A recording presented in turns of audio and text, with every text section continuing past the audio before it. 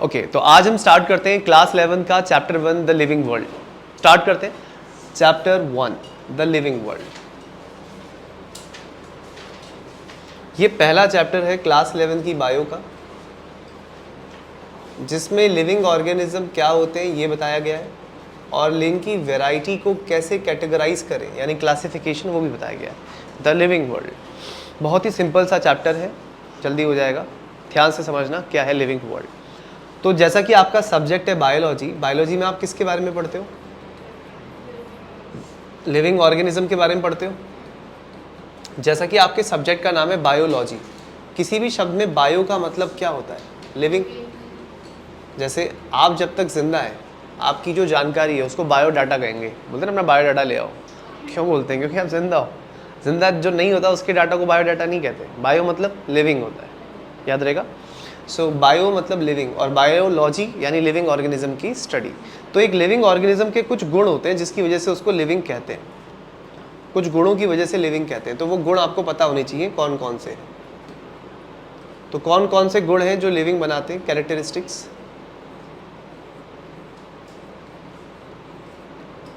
तो living organism की जो प्रॉपर्टी होती है वो दो तरह की होती है। दो तरह के गुण होते हैं एक लिविंग ऑर्गेनिज्म में, एक होती है डिफाइनिंग प्रॉपर्टी और एक होती है नॉन डिफाइनिंग प्रॉपर्टी। पहली होगी डिफाइनिंग प्रॉपर्टी। डिफाइनिंग प्रॉपर्टी वो प्रॉपर्टी होती है जिसमें कोई एक्सेप्शन नहीं होती, ये प्रॉपर्टी सब में पाई जाती है। ऐसी प्रॉपर्टीज को बोलते हैं डिफाइनिंग प्रॉपर्टी। बिना किसी एक्सेप्शन के जो गुण सब में पाए जाए उन्हें कहते हैं डिफाइनिंग प्रॉपर्टीज। और जिनमें आपको एक्सेप्शन मिले वो होती है नॉन डिफाइनिंग प्रॉपर्टी। तो लिविंग ऑर्गेनिज्म के गुण कितने तरह के होते हैं, प्रॉपर्टीज कितने तरह की होती हैं? दो तरह की, डिफाइनिंग प्रॉपर्टीज और नॉन डिफाइनिंग प्रॉपर्टीज। जो डिफाइनिंग प्रॉपर्टीज है उसमें सबसे पहला आता है, सबसे पहला पॉइंट जो आता है वो है कॉन्शियसनेस। कॉन्शियसनेस का मतलब होता है ability to sense and respond. आपने सुना होगा कई बार मॉर्निंग असेंबली में बच्चे बेहोश हो जाते हैं तो टीचर कहते हैं भाई नाश्ता करके आया करो। अनकॉन्शियस हो जाते हैं बच्चे, बोलते हैं ना अनकॉन्शियस।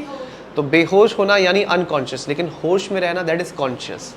तो कॉन्शियसनेस का मतलब है हम ये महसूस कर सकते हैं कि हमारे आसपास क्या हो रहा है। दूसरी प्रॉपर्टी जो लिविंग ऑर्गेनिज्म की है वो है मेटाबॉलिज्म, यानी बॉडी के अंदर बहुत सारी केमिकल रिएक्शंस चल रही होती हैं। और तीसरी प्रॉपर्टी लिविंग ऑर्गेनिज्म की होती है cell. Cell is the unit of life. आप लोग जानते हैं चैप्टर 8 का तो नाम है ये, एनसीईआरटी के चैप्टर 8 का नाम है ये, cell is the unit of life. तो ये तीन गुण जो हैं ये हर लिविंग ऑर्गेनिज्म में होते ही होते हैं। होते ही होते हैं इसका मतलब पता है क्या है? कोई एक्सेप्शन नहीं है। जैसे आपको एक्सेप्शन सुनने को मिलता है, एक्सेप्शन क्या होता है? कोई अजीब सी बात, कुछ ऐसा जो अलग है दूसरों से। लेकिन याद रखना डिफाइनिंग प्रॉपर्टी में कोई एक्सेप्शन नहीं होती। ये प्रॉपर्टी सब में कंपलसरी है, अनिवार्य है, होगी ही होगी, बिना इसके तो कोई लिविंग है ही नहीं। तो वो प्रॉपर्टी जो सब में पाई जाए उन प्रॉपर्टीज़ को कहते हैं डिफाइनिंग प्रॉपर्टीज़। और वो कितनी होती हैं? तीन, कॉन्शियसनेस, मेटाबॉलिज्म और सेल। ये तीन ऐसे गुण हैं जो दुनिया के हर लिविंग ऑर्गेनिज्म में होते ही होते हैं। क्या ये बात समझ में आ रही है? कोई डाउट इसमें? ओके। वहीं जो नॉन डिफाइनिंग प्रॉपर्टी उसमें एक्सेप्शन ही एक्सेप्शंस होते हैं, मतलब कुछ ना कुछ आपको अजीब सा सुनने को मिलेगा कि इसमें नहीं होता है। तो जिसमें आपको मिले एक्सेप्शंस, हैव एक्सेप्शंस, वो प्रॉपर्टी कौन सी है? Non define. इसमें जैसे कि ग्रोथ आता है, ग्रोथ को इसलिए रखा हुआ है नॉन डिफाइनिंग प्रॉपर्टी में क्योंकि ये ना नॉन लिविंग ऑब्जेक्ट्स में भी देखा गया है, इसीलिए। दूसरा रिप्रोडक्शन, आपको पता है सब रिप्रोड्यूस नहीं करते, कुछ ऑर्गेनिज्म स्टेराइल भी होते हैं। तो दूसरी प्रॉपर्टी क्या होगी? रिप्रोडक्शन। तीसरी प्रॉपर्टी लोकोमोशन। भाई सब मूव थोड़ी करते हैं, सारे ऑर्गेनिज्म मूव थोड़ी करते हैं, कुछ ही करते हैं। तो ऐसे कई सारी प्रॉपर्टीज़ हैं। और जैसे डाइजेशन वगैरह वो भी नॉन डिफाइनिंग में आता है क्योंकि प्लांट्स डाइजेशन नहीं करते, करते हैं प्लांट डाइजेशन? नहीं करते। तो याद रखना वो सारे गुण जो सब में ना मिले वो होते हैं नॉन डिफाइनिंग प्रॉपर्टीज़, और जो गुण सब में मिले वो होते हैं डिफाइनिंग प्रॉपर्टीज़। तो पहले हम पढ़ेंगे डिफाइनिंग प्रॉपर्टीज़। ओके, स्टार्ट करें। तो डिफाइनिंग प्रॉपर्टीज़ में हम लोग पहले स्टार्ट करते हैं, सबसे पहला कॉन्शियसनेस।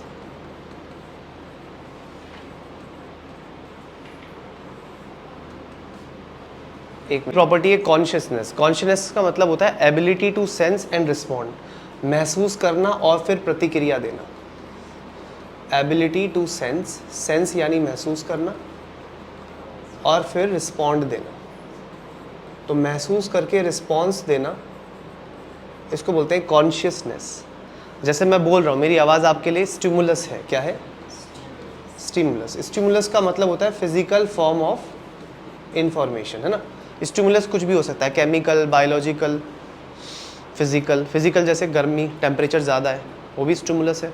और जब आपको स्टिमुलस मिलता है एज अ लिविंग ऑर्गेनिज्म, आप स्टिमुलस लेकर बदले में क्या देते हो? रिस्पॉन्स। क्या देते हो?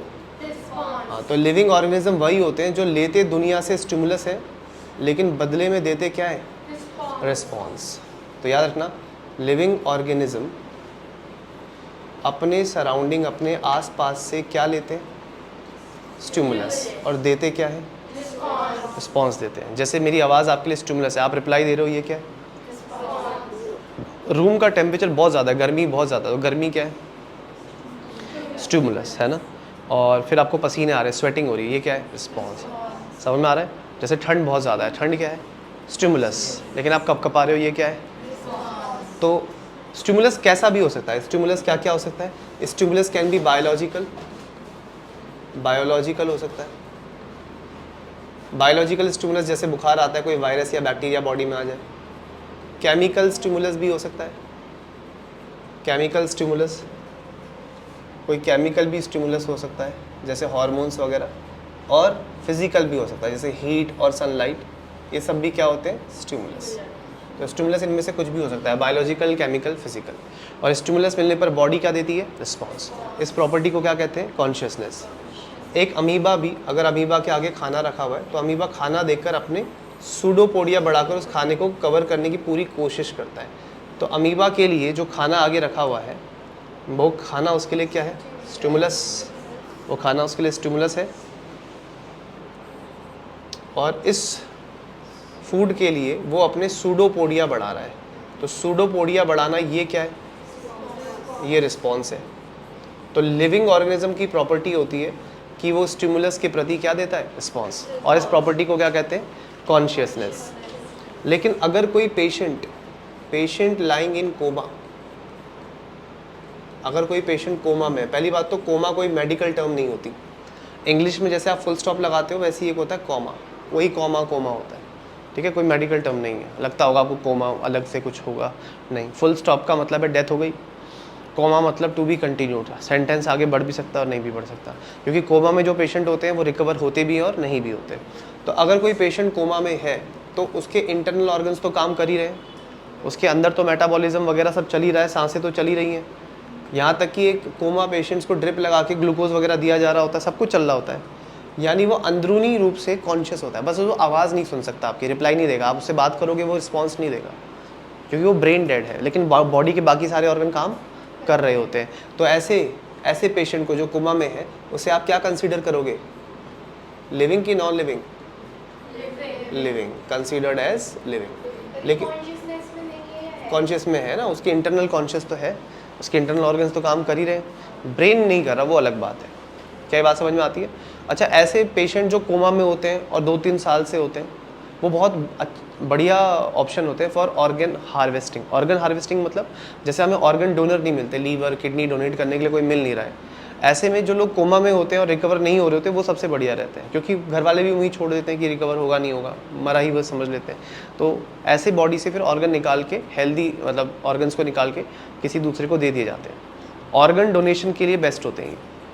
और एक और केस होता है, जैसे जितने भी रोड साइड एक्सीडेंट्स होते हैं उन सब में क्या होता है भाई, ऑर्गन किसके डोनेट किए जाएंगे? जो हेल्दी ऑर्गन होंगे, बुजुर्ग बूढ़े लोगों के ऑर्गन थोड़ी ना देंगे किसी को, क्योंकि वो ऑलरेडी यूज्ड होते हैं, यंग इंडिविजुअल्स के होते हैं। तो जो रोड साइड एक्सीडेंट में मर जाते हैं उनके ऑर्गन्स हार्वेस्ट करके डोनेट किए जाते हैं, क्योंकि वो लोग यंग होते हैं ना। सर पे चोट लगने का मतलब है ब्रेन डेड हो गया। आदमी डेड 2 तरीके से होता है, एक होता है बुढ़ापे से, कमजोरी से, एज के साथ साथ, और दूसरी डेथ होती है एक्सीडेंटल मौत, जो किसी सीरियस ट्रॉमा यानी चोट से हो सकता है। तो अगर किसी के सर पे चोट लग गई या सर ही कुचल गया, बस के नीचे, गाड़ी के नीचे आ गया, बाकी बॉडी के ऑर्गन ठीक है, तो ऐसे में डॉक्टर्स उसको हार्वेस्ट कर लेते हैं, ऑर्गन निकाल लेते हैं और जिसको ज़रूरत होती है उसको ट्रांसफ़र कर देते हैं। तो अगर कोई पेशेंट कोमा में है, ठीक है, तो उसको कंसीडर हम क्या करेंगे? लिविंग। ये एनसीईआरटी का क्वेश्चन है ना आपसे कि पेशेंट लाइंग इन कोमा, क्या बोलेंगे उसे? लिविंग इन नॉन लिविंग, तो उसके लिए आंसर है लिविंग बोलेंगे, ठीक है। नेक्स्ट, दूसरी प्रॉपर्टी है मेटाबॉलिज्म। किसी भी शब्द के आगे जब इज़म लगता है तो वो एक नेचुरल फिनोमिना होता है। क्या होता है? नेचुरल, प्राकृतिक घटना, मतलब जिसमें हमारा कोई एफर्ट नहीं होता, नेचर में होता ही होता है। जैसे फोटोट्रॉपिज्म, हाइड्रोट्रॉपिज्म, ग्रेविटिज्म, सुना है आपने ऐसे ही मेटाबॉलिज्म। तो मेटाबॉलिज्म का मतलब होता है sum total of all biochemical reactions. Sum total of all biochemical, हमारी बॉडी में कई सारी बायोकेमिकल रिएक्शंस होती है ना, तो उन सभी बायोकेमिकल रिएक्शंस के सम को, sum total of all biochemical reactions occurring in the body. तो शरीर में होने वाली सभी बायोकेमिकल रिएक्शंस के सम को क्या कहते हैं? मेटाबॉलिज्म। अब मेटाबॉलिज्म में दो तरह की रिएक्शन आती है। जैसे कोई बड़ा मॉलिक्यूल है, मान लीजिए प्रोटीन है, प्रोटीन एक बड़ा मॉलिक्यूल है, और आपने पढ़ा हुआ है छोटी क्लासों में कि प्रोटीन जब टूटता है, डाइजेशन जब होता है इसका, तो ये अमीनो एसिड्स में टूटता है। किस में टूटता है? अमीनो एसिड छोटे होते हैं प्रोटीन से, और ये काम हमारे पेट में हाइड्रोक्लोरिक एसिड और पेप्सिन एंजाइम करती है। तो इस तरीके से ब्रेक डाउन करने को बोलते हैं कैटाबॉलिज्म। किसी चीज़ को तोड़ रहे हैं तो क्या बोलेंगे? लेकिन यही अमीनो एसिड अगर जोड़ के प्रोटीन बना दिए तो उसे क्या बोलेंगे? उसे बोलेंगे एनाबॉलिज्म। मतलब अगर आप चीज़ें जोड़ रहे हो दैट इज़ एनाबॉलिज्म, आप चीज़ें तोड़ रहे हो दैट इज़ कैटाबॉलिज्म। लेकिन कमाल की बात ये कि हमारी बॉडी में दोनों चीज़ें एक साथ होती हैं। अच्छा, जिन बड़े मॉलिक्यूल्स को तोड़ा जाता है उनको बोलते हैं पॉलीमर। क्या बोलते हैं उनको? पॉलीमर।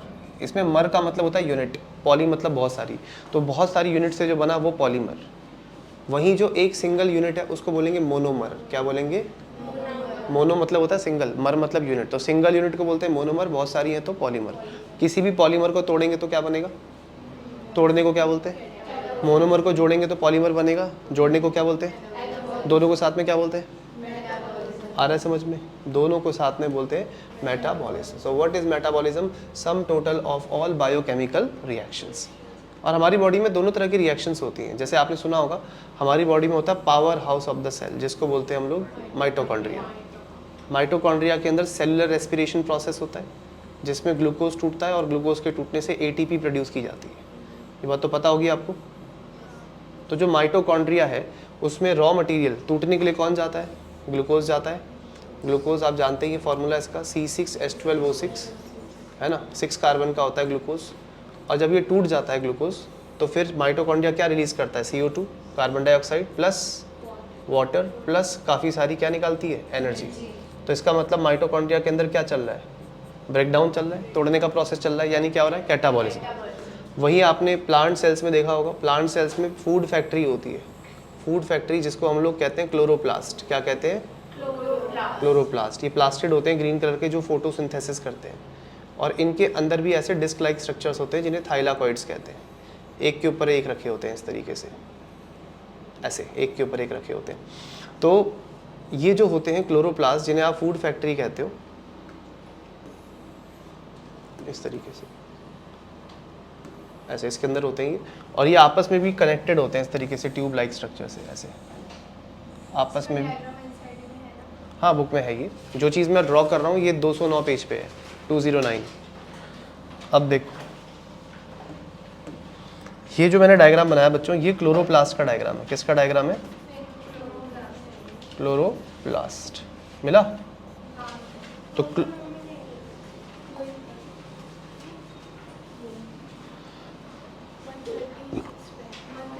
मिल गया 209 पे? बेटा आप सुना करो ना सही से, बी अ गुड लिसनर। क्या बोला मैंने? 209। तो इतने पे ही देखना है, अपना दिमाग नहीं लगाना है, 209 पे ही देखना है। I am teaching from last 10 years. ये बुक तुम्हारे हाथ में जरूर होगी लेकिन मेरे दिमाग में पहले है, तो ध्यान से देखो। 209 पे ये डायग्राम है, मिल गया? सो ये क्लोरोप्लास्ट का डायग्राम है। किसका डायग्राम है? ओके। तो chloroplast food factory of the plant है। इसमें रॉ मटेरियल क्या जाता है बेटा? इसमें रॉ मटेरियल ये जाता है CO2 और वाटर। क्या जाता है? CO2 और इस पे पड़ती है फिर सनलाइट। क्या पड़ती है बेटा? सनलाइट। और जब सनलाइट पड़ती है तो इसके अंदर होता है फोटोसिंथेसिस। एक प्रोसेस होता है ना जिसको क्या बोलते हैं? फोटोसिंथेसिस। फोटोसिंथेसिस का मतलब क्या होता है? ब्रेकडाउन।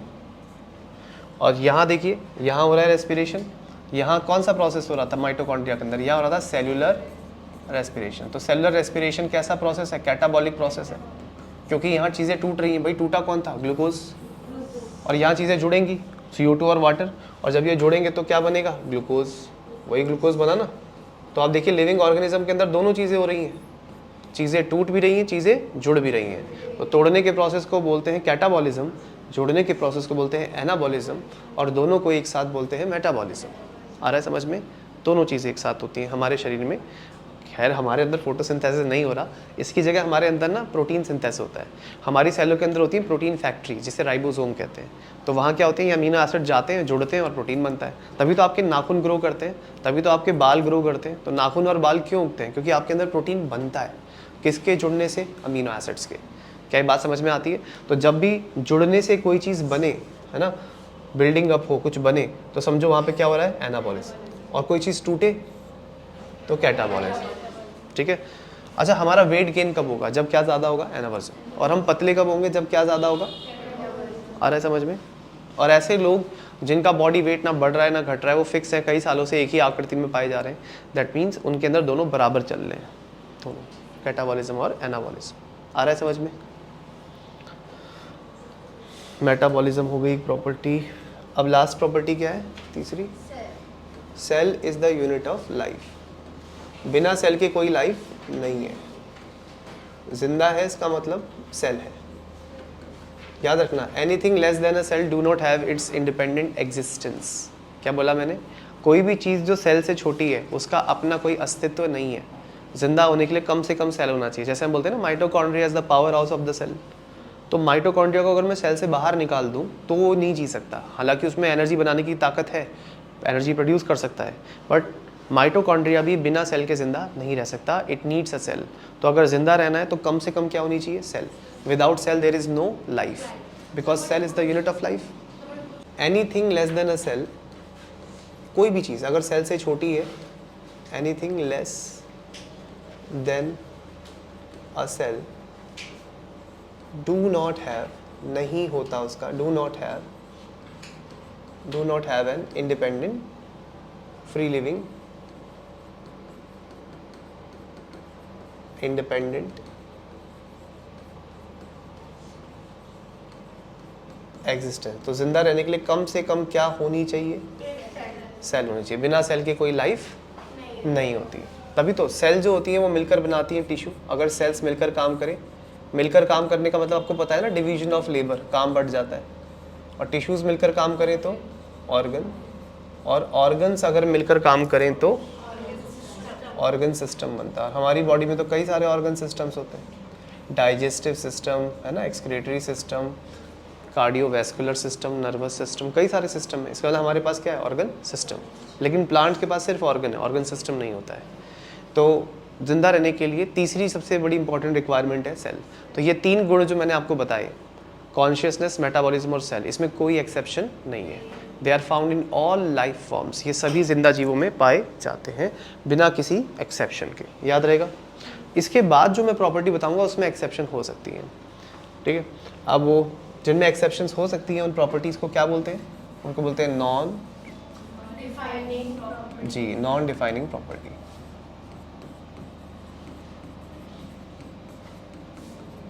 लेकिन जो पीछे अभी हमने डिफाइनिंग प्रॉपर्टीज़ पढ़ी, उनकी खासियत क्या होती है? डिफाइनिंग प्रॉपर्टीज़ की खासियत ये होती है कि इनमें कोई एक्सेप्शन नहीं होता। और सबसे एक और इम्पॉर्टेंट बात ये होनी चाहिए, should be present in all living organism. ये किस में होनी चाहिए? सारे लिविंग ऑर्गेनिज्म में होनी चाहिए। एंड, और सबसे इंपॉर्टेंट बात, and should not be present in non living things. ये नॉन लिविंग थिंग्स में नहीं होनी चाहिए। आपको पता है ग्रोथ सब में होता है, सभी लिविंग ऑर्गेनिज्म में ग्रोथ होता है। कोई ऐसा लिविंग ऑर्गेनिज्म नहीं होगा जिसमें ग्रोथ नहीं होता। दुनिया के जितने भी लिविंग ऑर्गेनिज्म में सब में ग्रोथ होता है, लेकिन फिर भी ग्रोथ को डिफाइनिंग प्रॉपर्टी नहीं कहते। क्यों नहीं कहते? क्योंकि ग्रोथ नॉन लिविंग चीज़ में भी होता है, तभी तो ग्रोथ को बाहर कर दिया। नहीं तो ग्रोथ तो देखो सभी में हो रहा है, कोई ऐसा लिविंग ऑर्गेनिज्म नहीं है जिसमें ग्रोथ ना हो, लेकिन स्टिल ग्रोथ को बाहर कर दिया। क्यों कर दिया बाहर? क्योंकि वो देखा गया किसमें? नॉन लिविंग थिंग्स में। तो ग्रोथ तो दोनों में हो रही है, लिविंग में भी होती है और नॉन लिविंग में भी होती है। तो अगर लिविंग ऑर्गेनिज्म में ग्रोथ हो रही है तो ऐसी ग्रोथ अंदर से होगी, ठीक है? अंदर से मतलब जैसे ये कोई ह्यूमन है और इसके अंदर सेल डिवीजन होकर नई बॉडी सेल्स बन रही हैं, अंदर सेल डिवीजन होगा इसके। कहाँ होगा? अंदर। अंदर सेल डिवीजन होगा, नई सेल्स अंदर से पैदा होंगी, तो इसको बोलते हैं इंट्रिंसिक ग्रोथ। क्या बोलते हैं बेटा? इंट्रिंसिक। अंदर से हो रही है ना, तो आप क्या बोलेंगे इसे? Intrinsic growth.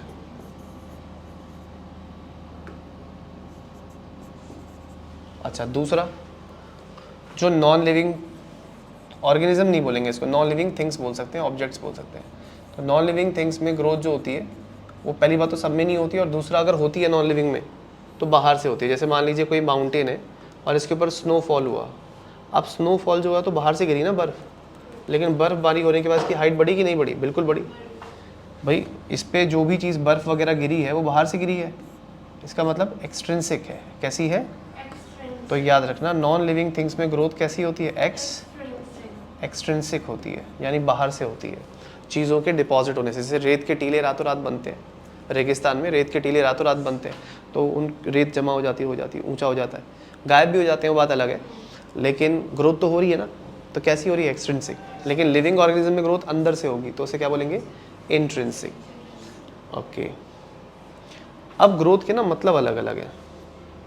अगर मैं आपको बोलूं कि एक यूनिसेलुलर ऑर्गेनिज्म की बात कर रहे हैं, फॉर यूनिसेलुलर ऑर्गेनिज्म, एक सेल वाले जो होते हैं, फॉर यूनिसेलुलर ऑर्गेनिजम्स ग्रोथ और रिप्रोडक्शन सिनोनिम होते हैं। मतलब ग्रोथ और रिप्रोडक्शन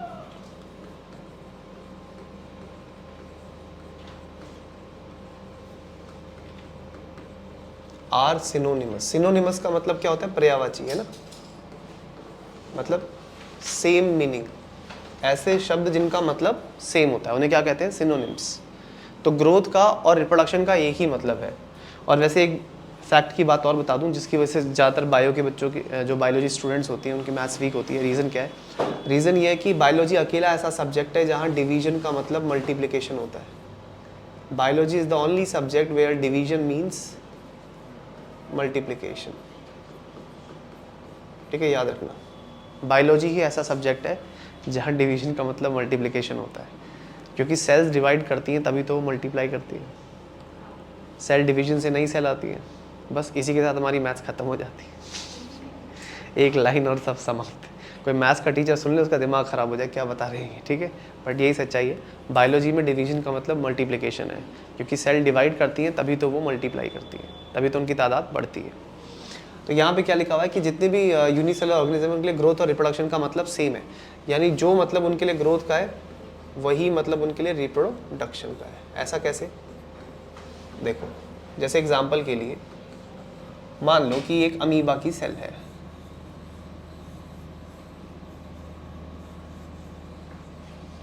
ठीक है, ये अमीबा है, और इस अमीबा ने बाइनरी फिशन किया। क्या किया? यानी ये एक अमीबा दो में टूटेगा। बाइनरी का मतलब क्या होता है? दो, और टूटने को क्या बोलते हैं? फिशन। तो जब ये एक अमीबा दो में टूटेगा, बाइनरी फिशन करेगा, तो दो डॉटर अमीबा बने।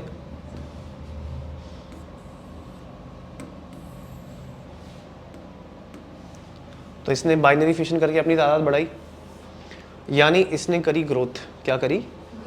ग्रोथ ही तो है ये, तादाद बढ़ रही है, पॉपुलेशन बढ़ रही है, ग्रोथ हो रही है, लेकिन इसने बच्चे भी तो पैदा किए, अगली जनरेशन आ गई, नेक्स्ट जनरेशन आ गई, तो क्या ये रिप्रोडक्शन है? हाँ। मतलब यहाँ पर यूनिसेलुलर ऑर्गेनिज्म के केस में ये जो हुआ है ये ग्रोथ भी है और ये रिप्रोडक्शन भी।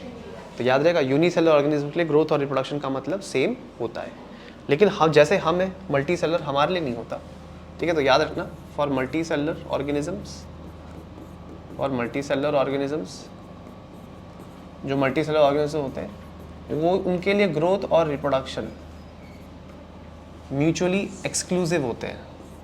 एक्सक्लूसिव मतलब एक है तो दूसरा नहीं। Growth and reproduction are exclusive. Exclusive मतलब एक है तो दूसरा नहीं है। मतलब ग्रोथ का और रिप्रोडक्शन का मतलब सेम नहीं होता। होता है क्या? जैसे एक हाथी है, हाथी साइज में बढ़ रहा है, दिन रात खा रहा है, मोटा हो रहा है, बड़ा हो रहा है, तो वो ग्रोथ हो रही है उसकी। लेकिन हाथी ने बच्चा पैदा किया, ये एक अलग चीज़ है, वो रिप्रोडक्शन में आया। क्या दोनों सेम है? नहीं। तो यूनिसेलुलर के लिए ग्रोथ और रिप्रोडक्शन सेम है, लेकिन मल्टी सेलुलर के लिए ग्रोथ और रिप्रोडक्शन सेम नहीं है। समझ में आ गया? नेक्स्ट, ग्रोथ होता कब है? कब होती है ग्रोथ? देखिए, जब एनाबॉलिज्म शरीर में ज़्यादा हो रहा हो। दो फैक्टर है ना जो हमारी ग्रोथ को इन्फ्लुएंस करते हैं, क्या क्या? एनाबॉलिज्म और अगर ये दोनों बराबर हुए तो हमारी ग्रोथ नहीं होगी, जैसे हैं वैसे ही रहेंगे, ठीक है। अगर दोनों बराबर हुए तो इसको बोलते हैं ज़ीरो ग्रोथ। क्या बोलते हैं इसको? हाँ, ना तो वजन बढ़ेगा ना घटेगा, zero growth. Growth is equal to zero. लेकिन अगर एनाबॉलिज्म ज़्यादा हुआ कैटाबॉलिज्म से तो इसे पॉजिटिव ग्रोथ कहेंगे आप। क्या कहेंगे इसको? हाँ, पॉजिटिव ग्रोथ, क्योंकि ऐसे में वजन बढ़ेगा। अच्छा, अगर कैटाबॉलिज्म ज़्यादा हुआ एनाबॉलिज्म से तो इसको नेगेटिव ग्रोथ कहेंगे। क्या ग्रोथ कहेंगे? जैसे मान लो कीर्ति ने जिम ज्वाइन कर लिया, अब ये सुबह सुबह दौड़ रही है, तो जरूरत है इस एग्जाम्पल की, तो सुनो ध्यान से। तो अगर तू दौड़ रही है, मान लो दिल्ली पुलिस से खजूरी तक दौड़ रही है, 1 महीने तक दौड़ रही है, कभी तो दौड़ेगी। अच्छा सोच, तेरे भले के लिए कह रहा हूँ। तो दौड़ेगी दौड़ेगी दौड़ेगी, तो इसकी बॉडी में क्या बढ़ेगा? कैटाबॉलिज्म। क्या बढ़ेगा? कैटाबॉलिज्म बढ़ेगा, तो वेट लूज होगा ना। मतलब खाना अगर ये उतना ही खाती है, खाने से वजन नहीं बढ़ रहा है। एक्चुअली बॉडी क्या कर रही है? उस खाने को एब्जॉर्ब कर रही है, रोक रही है। खाते तो सब एक जितना है, ऐसा थोड़ी कि जो लोग मोटे ज़्यादा खाते हैं, नहीं, सब बराबर खा रहे हैं। लेकिन जो मोटे हैं उनके अंदर क्या ज़्यादा होता है? एनाबॉलिज्म। तो उनके अंदर वो चीज़ और एब्जॉर्ब होकर और वो बड़े हो रहे हैं। लेकिन अगर उनकी बॉडी में कैटाबॉलिज्म फास्ट हो जाए तो फिर वेट रिड्यूस हो जाएगा। और आपको पता है हमारा वज़न कौन डिसाइड करता है? हमारी गर्दन पे मौजूद एक ग्लैंड जिसका नाम है थायराइड ग्लैंड। अगर इससे थायराइड हार्मोन ज़्यादा निकले तो हम कितना भी खाएं वज़न नहीं बढ़ता, पतले रहते हैं। और इससे थायराइड हार्मोन कम निकले तो हम नहीं भी खाएंगे तो भी फूलेंगे बेवजह। सिर्फ सलाद खा रहे हैं, पानी पी रहे हैं, तब भी बढ़ रहा है। तो बॉडी वेट कंट्रोल कौन करता है? गर्दन पे मौजूद थायराइड ग्लैंड। वहाँ से निकलने वाला कौन सा हार्मोन? Thyroid hormone. तो ये याद रखना है आपको, ठीक है। तो ग्रोथ कब होती है? जब, अब जैसे अब आपके पेरेंट्स हैं, आप पेरेंट्स जब से आपने होश संभाला है, थोड़ा देख रहे हो अपने पेरेंट्स को, तो आपने नोटिस किया होगा आपके पेरेंट्स का ना तो वेट बढ़ा है ना घटा है, वो उसी शेप और साइज़ में तब से अब तक है। इसका मतलब उनके अंदर क्या है? Anabolism equal to catabolism. लेकिन आप तो बढ़ रहे हो, है ना, आपके छोटे भाई बहन भी ग्रो कर रहे हैं, वो बढ़ रहे हैं। दैट मीन्स क्या ज़्यादा हो रहा है? एनाबॉलिज्म। और किसी का वेट रिड्यूस हो गया, कोई बीमार पड़ गया, कमजोरी आ गई कोई, तो वो कैटाबॉलिज्म बढ़ गया, यानी क्या हो रही है? नेगेटिव। बट ग्रोथ को हम लिविंग ऑर्गेनिज्म की डिफाइनिंग प्रॉपर्टी नहीं मानते, क्योंकि ये नॉन लिविंग थिंग्स में भी होती है। अगली प्रॉपर्टी क्या है? रिप्रोडक्शन। रिप्रोडक्शन बहुत ज़रूरी है, क्योंकि इस दुनिया में कोई भी अमर यानी इमॉर्टल नहीं है। हर किसी का क्या होता है? एक लिमिटेड लाइफ स्पैन होता है। हर किसी का एक लिमिटेड समय होता है इस दुनिया में, इतने टाइम रहना है, उस टाइम के बाद जाना, बूढ़ा हो जाएगा, कमज़ोर हो जाएगा, तो मरना ही है। तो ये रिस्पॉन्सिबिलिटी है सभी ऑर्गेनिजम्स की कि वो अपने जीते जी नेक्स्ट जनरेशन का इंतज़ाम करें, ताकि धरती पे लाइफ बनी रहे। भाई आप हो यहाँ पे, मैं हूँ यहाँ पे, दुनिया में इतने सारे प्लांट्स एंड एनिमल्स हैं, क्यों हैं? जस्ट बिकॉज ऑफ दिस, क्या? रिप्रोडक्शन। तो giving rise to young ones. Reproduction का मतलब होता है पैदा करना। गिविंग राइज, राइज मतलब पैदा करना, टू यंग वंस। अब ये यूनी पेरेंटल भी हो सकता है, मतलब एक ही पेरेंट बच्चे पैदा करे, और ये बाई पेरेंटल भी हो सकता है, 2 पेरेंट मिलकर करें। अगर 2 पेरेंट करें that is sexual. Uniparental है तो एसेक्सुअल होता है मोस्टली। कुछ एक्सेप्शंस हैं, जैसे अर्थवॉर्म या फिर जैसे टेपवॉर्म, वो बाइसेक्सुअल होते हैं एनिमल, तो वो एक ही पेरेंट के अंदर दोनों सेक्स ऑर्गन होते हैं, तब ऐसा होता है। बट मोस्टली यही होता है, एसेक्सुअल और सेक्सुअल, 2 टाइप्स के होता है। तो अब रिप्रोडक्शन जो होता है सब में नहीं होता। जो रिप्रोडक्शन करते होंगे उनको आप कहेंगे फर्टाइल। क्या कहेंगे? फर्टाइल। और जिसमें रिप्रोडक्शन नहीं होता होगा नॉन फर्टाइल। बिल्कुल सही बोला इन्होंने। नॉन फर्टाइल के अलावा और क्या बोल सकते हैं? स्टेराइल। क्या बोल सकते हैं? स्टेराइल। और क्या बोल सकते हैं? इनफर्टाइल भी बोलते हैं। क्या बोलते हैं? हाँ, नॉन फर्टाइल इतना नहीं बोला जाता, इनफर्टाइल बोला जाता है। और हम बोल सकते हैं इम्पोर्टेंट। एक तो इम्पोर्टेंट होता है, एक होता है इम्पोर्टेंट। इम्पोर्टेंट, पोटेंट का मतलब होता है दमदार, और जिसमें दम नहीं हो उसको बोलना इम्पोर्टेंट। पोटेंट मतलब जिसमें दम है, इम्पोर्टेंट जिसमें दम नहीं है। तो जो रिप्रोड्यूस नहीं कर रहा है वो इन नॉन फर्टाइल है, स्टेराइल है, इनफर्टाइल है या इंपॉर्टेंट बोलते हैं। लेकिन जो रिप्रोड्यूस कर सकता है वो कौन है? फर्टाइल। तो कई ऐसे ऑर्गेनिजम्स हैं जो रिप्रोड्यूस नहीं करते, उनके एग्जाम्पल जैसे कि आपने नाम सुना होगा म्यूल, खच्चर। खच्चर सुना है? म्यूल, म्यूल कब पैदा होता है? जब एक मेल डंकी को क्रॉस करवाते हैं, मेल डंकी को क्रॉस करवाते हैं फीमेल हॉर्स के साथ। देखिए डंकी तो डंकी के साथ ही क्रॉस करेगा, हॉर्स के साथ थोड़ी करेगा। लेकिन जब ज़बरदस्ती इनकी क्रॉसिंग करवाई जाती है तो बच्चा जो पैदा होता है इन दोनों से वो होता है म्यूल यानी खच्चर। और खच्चर जो होते हैं ना वो स्टेराइल होते हैं, वो अपनी आबादी नहीं बढ़ा सकते। कैसे होते हैं? स्टेराइल। मतलब खच्चर पैदा किए जा सकते हैं बट खच्चर और खच्चर पैदा नहीं कर सकते।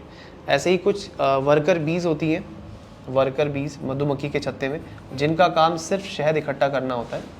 एक्चुअली वो फूलों में जा जाकर नेक्टर इकट्ठा करती हैं जो बाद में हनी बनता है। तो इनका काम सिर्फ नेक्टर इकट्ठा करना, फूलों का मीठा रस इकट्ठा करना होता है। ऐसी कुछ स्टेराइल ह्यूमंस भी होते हैं, ह्यूमन कपल्स। कुछ कपल्स ऐसे होते हैं जिनको बच्चे नहीं हो रहे होते तो उन्हें बच्चे अडॉप्ट करने पड़ते हैं। या आपने ट्रांसजेंडर सुने होंगे, द थर्ड सेक्स, वो ट्रांसजेंडर भी स्टेराइल होते हैं, उनमें बच्चे नहीं हो सकते। तो रिप्रोडक्शन करना सब में नहीं है, इसीलिए रिप्रोडक्शन को आपने क्या बोला? Non defining property. कैसी प्रॉपर्टी? Non defining. और जो सब में उसे क्या बोलेंगे? आया समझ में? अब पेज नंबर 6 पे जब हम आते हैं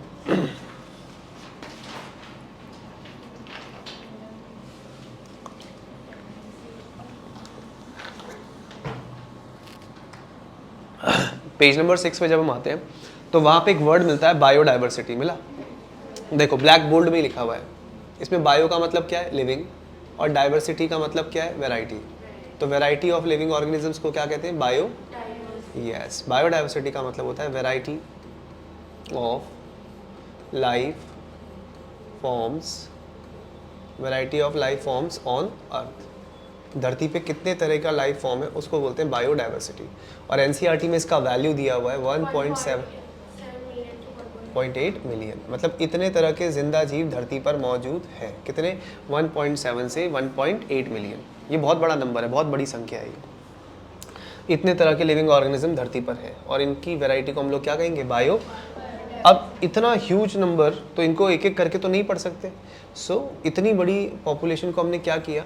इसको हमने कैटेगराइज किया। ठीक है, क्या किया? ग्रुपिंग करनी शुरू कर दी इसकी, है ना? Grouping into convenient categories. तो grouping into convenient categories, category बनाना, हमने इनको कैटेगरीज में बांटना शुरू कर दिया। और ऐसा करने को ही क्लासिफिकेशन कहते हैं। क्या कहते हैं? जैसे आप 11th में आए तो 11th में आते ही अगर आपको टीचर प्रिंसिपल आपके बोल देते कि आपको 100 चैप्टर पढ़ने हैं तो बड़ा अजीब सा लगता ना। लेकिन मैं बोला 5 सब्जेक्ट पढ़ने हैं, अब उन 5 सब्जेक्टों में इतने चैप्टर बढ़ गए। या 11th की बायो लेते हुए मैं आपको बोलता 22 चैप्टर पढ़ने हैं आपको, थोड़ा अजीब लगता है, इतने सारे। या फिर मैं आपको कहता आपको 350 पेज पढ़ने हैं, 350 पेज है इस किताब में, थोड़ा अजीब लगता ना। लेकिन उसको कैटेगराइज करके हमने क्या बोला कि आपको 5 यूनिट पढ़नी है, जस्ट 5 यूनिट्स मतलब वही 5 यूनिट में 22 चैप्टर आ गए। तो चीज़ों को कैटेगराइज करने से आसान लगता है ना, ईजी हो जाता है। तो क्लासिफिकेशन का मतलब है ग्रुपिंग इनटू कन्वीनियंट कैटेगरीज। और ये क्लासिफिकेशन को फर्स्ट टाइम किसने किया? पहली बार किसने किया क्लासिफिकेशन? एरिस्टोटल ने किया। किसने किया? इसीलिए इनको फाउंडर भी कहते हैं, फाउंडर ऑफ टेक्सोनॉमी, है ना? क्या कहते हैं इनको? फाउंडर। फादर नहीं कहते, फाउंडर कहते हैं, फाउंडर ऑफ टेक्सोनॉमी। हालांकि इनके बारे में और भी कई टर्म्स हैं। एरिस्टोटल को और क्या कहते हैं? फादर ऑफ बायोलॉजी भी कहते हैं। क्या कहते हैं? Father of biology. और इनका खासा इंटरेस्ट जूलॉजी में था तो इन्हें फादर ऑफ जूलॉजी भी कहते हैं। किसको कहते हैं? एरिस्टोटल को। एरिस्टोटल ने क्या किया था? सभी लिविंग ऑर्गेनिजम्स को 2 कैटेगरी में क्लासीफाई किया था। इन्होंने कहा था दुनिया में जितने भी लिविंग ऑर्गेनिज्म है वो सिर्फ 2 तरह के हैं, ऐसा एरिस्टोटल ने कहा था। और वो 2 कौन सी वेराइटीज़ बताई थी इन्होंने? एनिमल्स और प्लांट्स। जो चल सकते हैं वो एनिमल्स और जो नहीं चल सकते वो प्लांट्स। इन्होंने कहा कि जो प्लांट्स हैं इस दुनिया में वो 3 तरह के हैं, सबसे छोटे हर्ब्स, फिर श्रब्स और सबसे बड़े ट्रीज। जैसे पुदीना क्या है? हर्ब्स है। तुलसी जो है वो एक श्रब है, श्रब्स का मतलब झाड़ियाँ, और बाकी बड़े बड़े क्या होते हैं? ट्रीज। तो हाइट के हिसाब से इन्होंने प्लांट्स को क्लासीफाई कर दिया।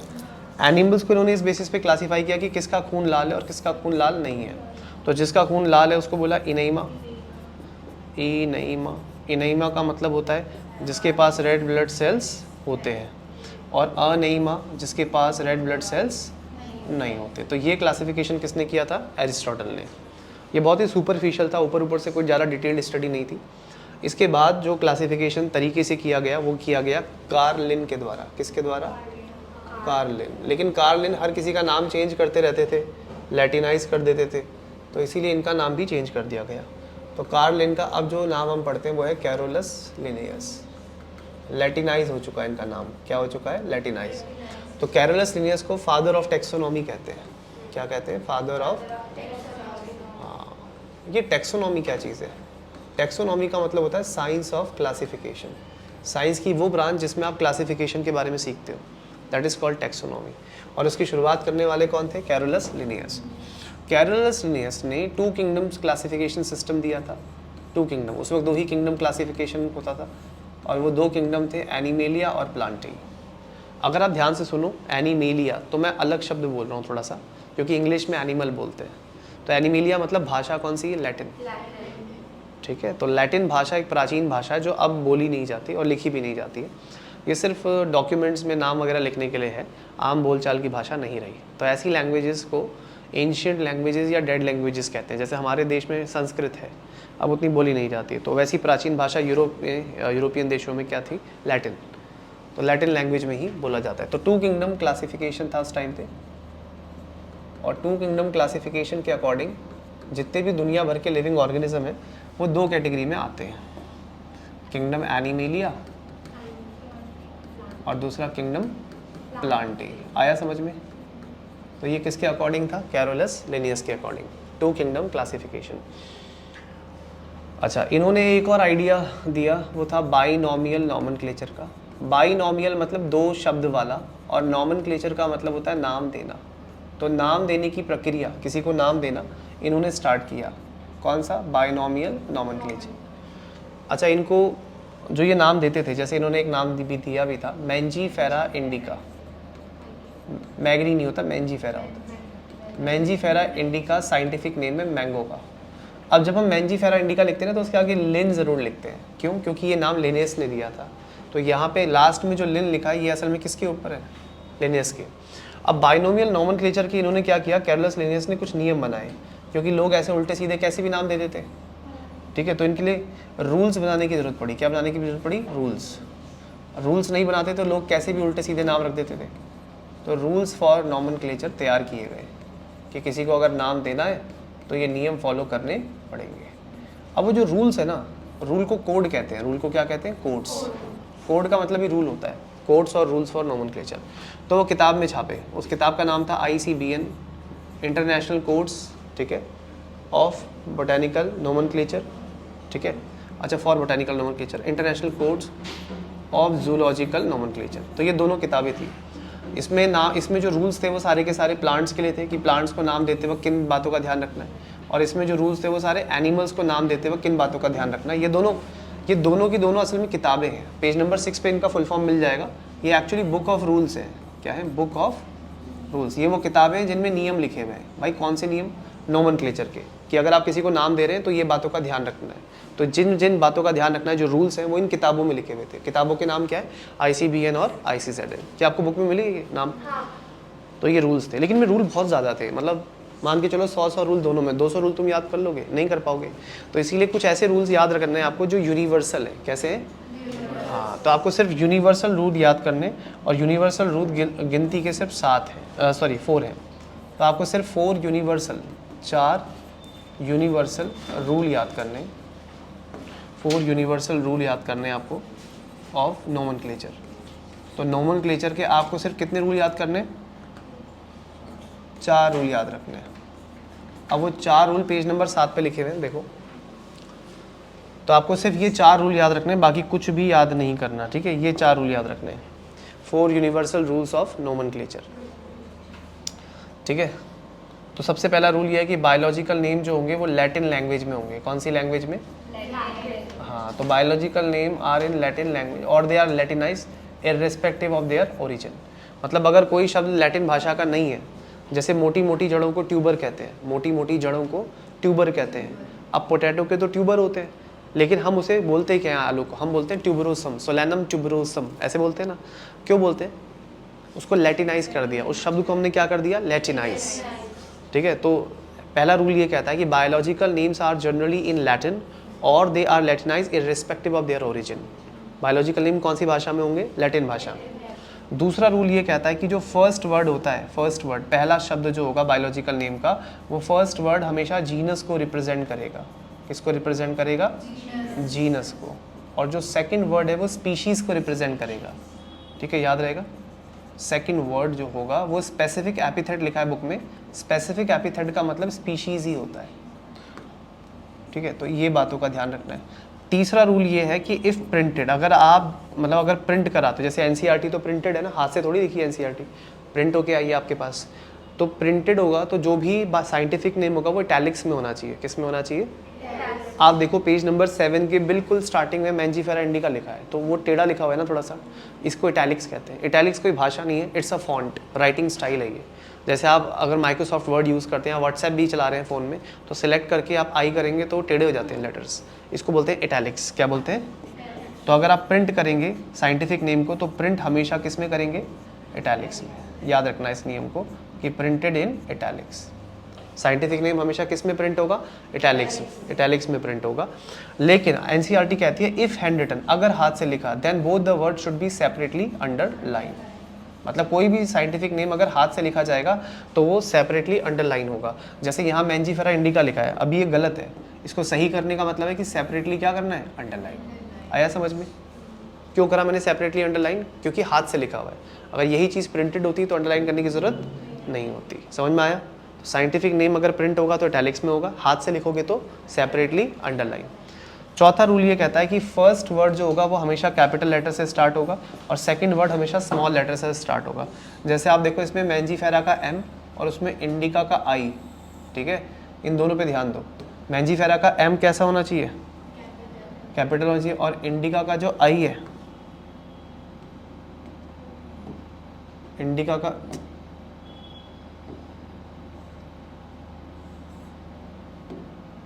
का जो आई है वो भी कैसा होना चाहिए, स्मॉल होना चाहिए। फर्स्ट वर्ड का फर्स्ट लेटर कैपिटल होगा, सेकंड वर्ड का फर्स्ट लेटर हमेशा स्मॉल होगा। ये कौन सा रूल था, चौथा। तो ये चारों रूल आपको अपने दिमाग में सेट कर लेने, बिल्कुल याद कर लेने अच्छे से, बहुत इंपॉर्टेंट है। ठीक है, दोबारा से बता रहा हूँ।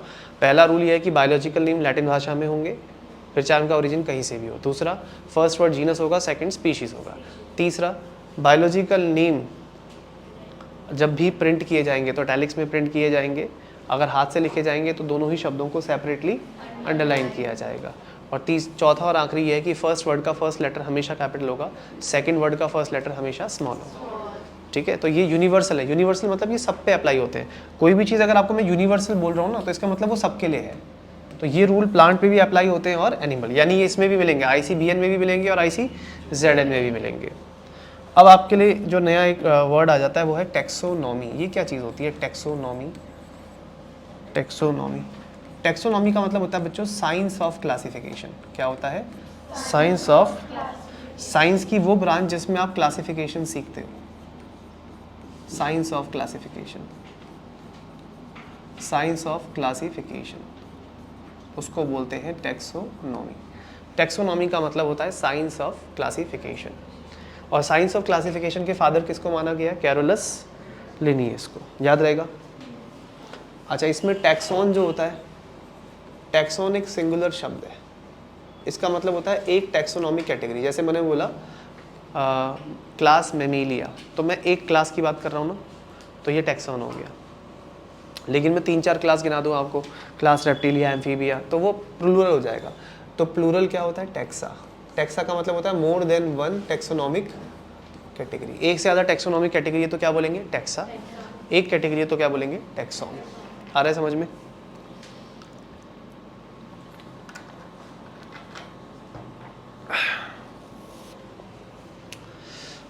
पेज नंबर 7 पे थे ना। अब आगे बढ़ते हैं। आपको एक बात याद रखनी कि कैरोलस लिनियस ने ना किताब भी लिखी थी। कैरोलस लिनियस ने, पेज नंबर 8 पे दिया हुआ है, कैरोलस लिनियस ने किताब लिखी थी उस किताब का नाम है सिस्टेमा नेचुरी। मिला? अंडरलाइन कर लो। और इस किताब में उसने उन सभी ऑर्गेनिजम्स के नाम दिए थे जिनका साइंटिफिक नेम उसने खुद दिया था। कौन सी किताब है याद रखना, सिस्टेमा नेचुरी। ये बुक किसने लिखी थी? कैरोलस लिनियस ने। कैरोलस लिनियस के द्वारा लिखी गई किताब सिस्टेमा नेचुरी, जिसमें उन्होंने डिस्क्राइब किया था कई सारे ऑर्गेनिजम्स को। अब मैं आपको थोड़ा सा टेक्सोनॉमिकल हायरार्की बता रहा हूँ। हायरार्की क्या होता है? चीज़ों को साइज़ के हिसाब से लगाना, मतलब सबसे बड़ी कैटेगरी कौन सी है, छोटी कैटेगरी कौन सी है। अच्छा, टेक्सोनॉमी का कुछ सीक्वेंस भी है। जैसे आपको याद रखना, सबसे पहले जब आप किसी ऑर्गेनिज्म को देखते हो तो उसके कैरेक्टर्स पे ध्यान देना है। इसको बोलते हैं कैरेक्टराइजेशन। कैरेक्टराइजेशन मतलब गुणों को देखना है, ठीक है। उसके बाद दूसरा काम जो आपको करना है सेकंड, वो होता है आइडेंटिफिकेशन, यानी उसको एक आइडेंटिटी देनी होगी, उसको एक पहचान देनी होगी, आइडेंटिफिकेशन। तीसरा काम जो हमको करना है वो है नॉमेनक्लेचर। जो स्पीशीज़ हमने डिस्कवर करी है उसको, अगर वो कोई नहीं है तो उसका एक नाम रखना पड़ेगा हमको, और नाम रखने के लिए रूल्स को फॉलो करने पड़ेंगे। सिर्फ ये 4 नहीं, और भी बहुत सारे। और सबसे लास्ट में आप उसे कैटेगरी में डाल देंगे। तो जब आप उसे कैटेगरी में डाल देंगे तो ऐसा करने को बोलेंगे क्लासिफिकेशन। तो जो 4 स्टेप है, स्टेप्स टू बी फॉलोड, ये वो स्टेप्स है जिन्हें आपको फॉलो करना पड़ेगा टेक्सोनॉमी करते वक्त। पहला कैरेक्टराइजेशन, दूसरा आइडेंटिफिकेशन, तीसरा नॉमेनक्लेचर और चौथा क्लासिफिकेशन, ठीक है। तो स्टेप्स इन्वॉल्व्ड इन टेक्सोनॉमी। तो टेक्सोनॉमी करते वक्त जो स्टेप्स हमको फॉलो करने हैं वो स्टेप्स मैंने लिख दिए, ठीक है। क्या क्या स्टेप है? कैरेक्टराइजेशन, आइडेंटिफिकेशन, नोमेनक्लेचर और क्लासिफिकेशन। कोई डाउट इसमें?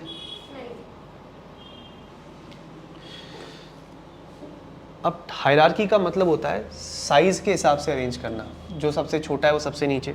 सबसे छोटी कैटेगरी होती है टेक्सोनॉमिकल स्पीशीज़। अगर बहुत सारी स्पीशीज़ एक साथ मिल जाएं जो रिलेटेड हैं एक दूसरे से, तो ऐसी स्पीशीज़ मिलकर बनाती हैं जीनस। क्या बनाती है? हाँ, बहुत सारी स्पीशीज़ मिलकर बनाती हैं जीनस। अगर जीनस मिल जाए एक जैसे एक साथ, हाँ, तो बनती है फैमिली। अगर बहुत सारी फैमिली मिल जाए एक साथ तो बनता है ऑर्डर।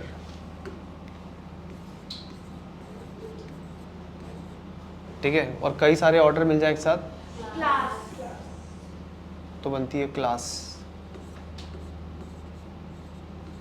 और बहुत सारे क्लास मिल जाए एक साथ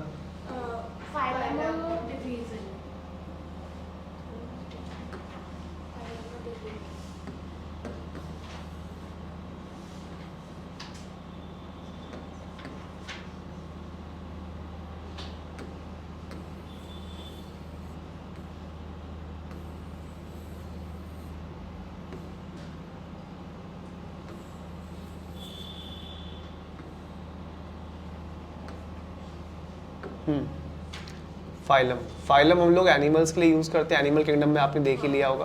प्लांट्स के लिए हम लोग वर्ड यूज़ करते हैं डिवीजन। और कई सारे फाइलम और डिवीजन एक साथ मिल जाए तो किंगडम बनता है। सबसे बड़ी जो कैटेगरी होती है वो होता है तो kingdom is the largest taxonomical category. और सबसे छोटी कौन है? स्पीशीज़। इस तरीके से आपको देखना है। ओके, अब मैं कुछ साइंटिफिक नाम लिख रहा हूँ, आप ज़रा बताना इनमें किस किस के नाम है ये। जैसे एक साइंटिफिक नेम है पैंथेरा लियो, ये याद रखना, लायन का साइंटिफिक नेम। किसका है? लायन का। ऐसे में एक नाम लिखता हूँ पैंथेरा टाइग्रिस। यस। अब मैं लिखता हूँ पैंथेरा पार्डस।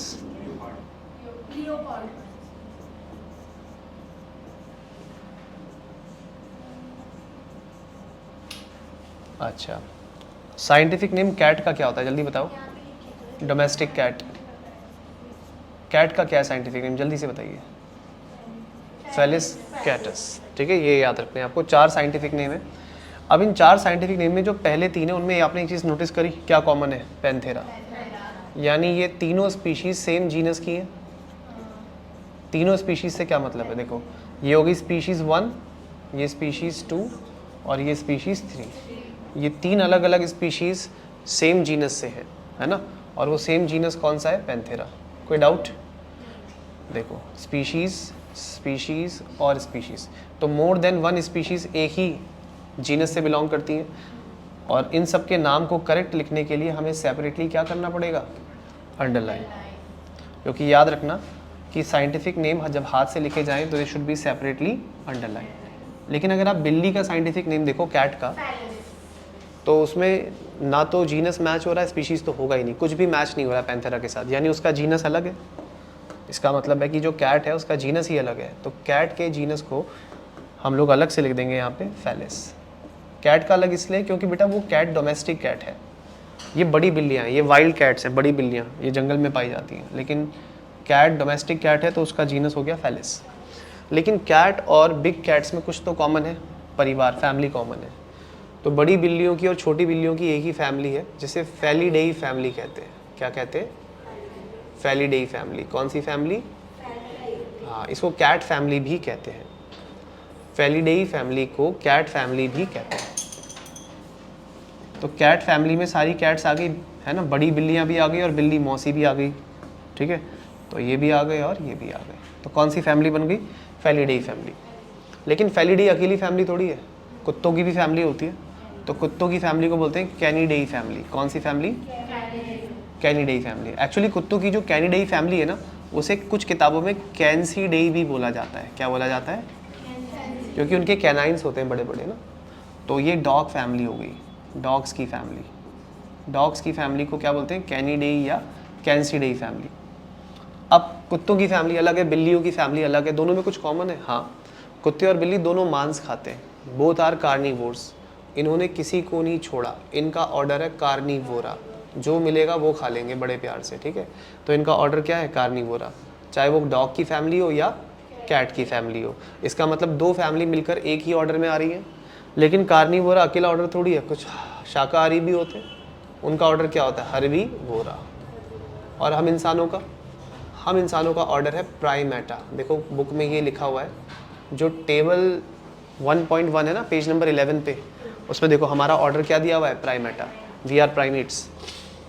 अच्छा एक बात बताओ, एक इंसान में, एक शाकाहारी पशु में, गाय में और एक टाइगर में क्या कॉमन है, ये तीनों अपने बच्चों को दूध पिलाते हैं, दे आर मैमल्स। तो क्लास हो गई मैमेलिया। अच्छा मैं मैमल लिखता और मैंने मैमेलिया लिखा, इसमें कोई फ़र्क है, यस, मैमेलिया बोलते ही भाषा कौन सी हो गई, लैटिन, ठीक है। बट मैमेलिया अकेली क्लास थोड़ी, ऐसी और भी क्लास है, जैसे फ्रॉग की क्लास कौन सी है, एम्फीबिया। और जो रेंग कर चलते हैं उनकी क्लास कौन सी है, उनकी रेप्टेलिया है। जो उड़ते हैं उनकी क्लास कौन सी है, एव्स, बर्ड्स ना। और ये तो पढ़ा ही आपने मैमेलिया। अच्छा कोई बता सकता है कि एम्फीबिया, रेप्टेलिया, मैमेलिया और एव्स में क्या कॉमन है, इन सब के पास रीढ़ की हड्डी होती है। क्या होती है, रीढ़ की हड्डी को क्या बोलते हैं, वर्टिब्रल। पेशेंस होनी चाहिए आपके अंदर, वो है ही नहीं आपके पास। क्या, पेशेंस। सुनो ध्यान से, इन सब के पास रीढ़ की हड्डी होती है, क्या होती है, उसे बोलते हैं वर्टिब्रल कॉलम। क्या बोलते हैं, और जिसके पास वर्टिब्रल कॉलम होती है वो आते हैं सब फाइलम वर्टिब्रेटा में। किसमें, और वर्टिब्रेटा आता है फाइलम कॉर्डेटा में। किसमें, कॉर्डेटा, क्योंकि कॉर्डेटा में आपने तीन पढ़े थे, यूरोकॉर्डेटा, सेफेलोकॉर्डेटा एंड वर्टिब्रेटा। कुछ याद आ रहा है अब। तो इसका मतलब ये सब किस में आ गए, सब फाइलम में, जिसका नाम क्या है, वर्टिब्रेटा। और वर्टिब्रेटा कौन से फाइलम में आता है, कॉर्डेटा। तो इन सब में कॉमन हो गई नोटोकॉर्ड। क्या कॉमन हो गई, क्योंकि चाहे इसका एम्ब्रियो फ्रॉग का, चाहे रेप्टाइल्स का एम्ब्रियो हो, चाहे मैमल्स का एम्ब्रियो या बर्ड्स का एम्ब्रियो, सबकी एम्ब्रियोनिक स्टेज में कार्टिलेज की कॉर्ड होती है, जिसे नोटोकॉर्ड कहते हैं। और कॉर्डेटा 11वें नंबर का फाइलम है। कौन से नंबर का है, तो शुरू के जो 10 है उन्हें क्या बोलते हैं, उन्हें नॉन कॉर्डेट्स बोलते हैं। क्या बोलते हैं, नॉन कॉर्डेट्स। शुरू के 10 है ना, Porifera, Coelenterata, Ctenophora, Platyhelminthes, Aschelminthes, Annelida, Arthropoda, Mollusca, Echinodermata, टाइमिक, कॉर्डेटा तक ये क्या है, नॉन कॉर्डेट्स। 11वें नंबर पे कौन आ गया, कॉर्डेटा। तो 10 और 1 11 मिला दिया। अब जो एक साथ होंगे तो बोलेंगे किंगडम कौन सा है, ये एनीमेलिया। इस किंगडम का नाम है एनीमेलिया। तो एनीमेलिया किंगडम में कितने फाइलम आ गए, 11 फाइलम्स आ गए। तो आपने एक चीज़ नोटिस करी कि जो ऊपर की हायर कैटेगरी है, जो ऊपर की रैंक है, वो नीचे वाली कैटेगरीज के मिलने से बनी है। जैसे जीनस कई सारी स्पीशीज से मिलकर बना है, जैसे फैमिली कई सारे जीनस से मिलकर बनी है, ऑर्डर कई सारी फैमिलीज से मिलकर बना है, क्लास कई सारे। देखो ना, जो क्लास मैमेलिया है उसमें ऑर्डर कार्निवोरा भी आ रहा है, हर्बीवोरा भी आ रहा है और प्राइमेटा भी आ रहा है। तो जो सबसे ऊपर है वो सबसे बड़ी कैटेगरी है और जो सबसे नीचे है वो सबसे, तो सबसे छोटी कैटेगरी कौन होती है क्लासिफिकेशन में, ध्यान रखना इस बात का, सबसे छोटी कैटेगरी कौन होती है, स्पीशीज। तो स्पीशीज को हम कहते हैं बेटा यूनिट ऑफ क्लासिफिकेशन, क्या बोलते हैं, क्योंकि इससे छोटा कोई और नहीं हो सकता ना, सबसे छोटा कौन है, स्पीशीज, सबसे छोटी कैटेगरी कौन है, स्पीशीज, इसीलिए स्पीशीज को बोलते हैं यूनिट ऑफ क्लासिफिकेशन। आया समझ में, सबसे छोटी कैटेगरी, और सबसे बड़ी कैटेगरी कौन है, किंगडम। अब नोटिस करने वाली बात यह है कि एक लायन और टाइगर आपस में ज़्यादा कॉमन होंगे, ज़्यादा सिमिलर होंगे, या एक लायन और कैट। ऑब्वियसली लायन और टाइगर ज़्यादा कॉमन होंगे क्योंकि वो करीबी रिश्तेदार हैं, दे आर क्लोज रिलेटिव्स। दूसरा सवाल, क्या एक लायन और कैट ज़्यादा सिमिलर होंगे या एक लायन और डॉग, कैट, समझ में आया। अच्छा, तीसरा सवाल, क्या एक लायन और डॉग ज़्यादा सिमिलर होंगे या एक लायन और गाय, लायन और गाय यानी काव तो दूर की होगी ना। अच्छा, क्या एक लायन और काव ज़्यादा सिमिलर होंगे या लायन और फ्रॉग, काव मैमल है भाई। अच्छा, क्या एक लायन और फ्रॉग ज़्यादा सिमिलर होंगे या लायन और जेलीफिश, फ्रॉग रीड गेट डी है। कुछ नोटिस किया आपने। अब इसको अपने पे लेके चलते हैं। आप अपने परिवार वालों जैसे ज़्यादा हो या पड़ोसियों जैसे, फैमिली मेम्बर जैसे, क्योंकि उनके साथ रिश्ता आपका ब्लड रिलेशन में हो। अच्छा, आप अपने पड़ोसियों जैसे ज़्यादा हो या दिल्ली के दूसरे इलाकों के लोगों जैसे, ऑब्वियसली पड़ोसियों जैसे ज़्यादा हैं। अच्छा, क्या आप दिल्ली के दूसरे इलाकों के लोगों जैसे ज़्यादा हो या तमिलनाडु के लोगों के जैसे, ऑब्वियसली। अच्छा, आप तमिलनाडु के लोगों जैसे ज़्यादा हो या अमेरिकन्स के जैसे, ऑब्वियसली भाई, कड़ी पत्ता हमको भी अच्छा लगता है and we all like Rashmika Mandanna. तो कहने का मतलब ये है कि हमें और तमिलनाडु के लोगों में कुछ तो सिमिलरिटी है कि नहीं है, लेकिन उनसे ज़्यादा, अमेरिकन से ज़्यादा। अमेरिकन तो बहुत दूर के हो गए ना। अच्छा बताओ, आप अमेरिकन्स के जैसे ज़्यादा हो कि गधे के जैसे, ऑब्वियसली इंसान है वो गधा तो नहीं मिलता हमसे। कुछ समझ में आई आपको बात। मतलब मैं कैटेगरी बड़ी करता गया और उस बड़ी कैटेगरी में ज़्यादा ऑर्गेनिज्म आते गए। जितने ज़्यादा ऑर्गेनिज्म आते गए उतनी बातें कम कॉमन होती गई। जो छोटी कैटेगरी होती है उनमें बातें ज़्यादा कॉमन होती हैं। समझ में आया। जैसे लायन और टाइगर काफ़ी क्लोज रिलेटिव हैं तो इनमें ज़्यादा चीज़ें कॉमन है। वहीं एक लायन और कैट दूर के रिश्तेदार है तो इनमें बातें कम कॉमन है। और यही चीज़ बुक में लिखी हुई है पेज नंबर 11 के स्टार्टिंग में। You may have noticed as we go higher from species to kingdom the number of common characteristics keep on decreasing. मिला नहीं मिला? लिखा है ना कि आपने नोटिस किया होगा कि जैसे जैसे हम स्पीशीज से किंगडम की तरफ जाते हैं तो कॉमन बातें कम होती जाती हैं। आया समझ में? तो सबसे ज़्यादा कॉमन बातें आपको कहाँ मिलेंगी? स्पीशीज के लेवल पे। उससे कम जीनस।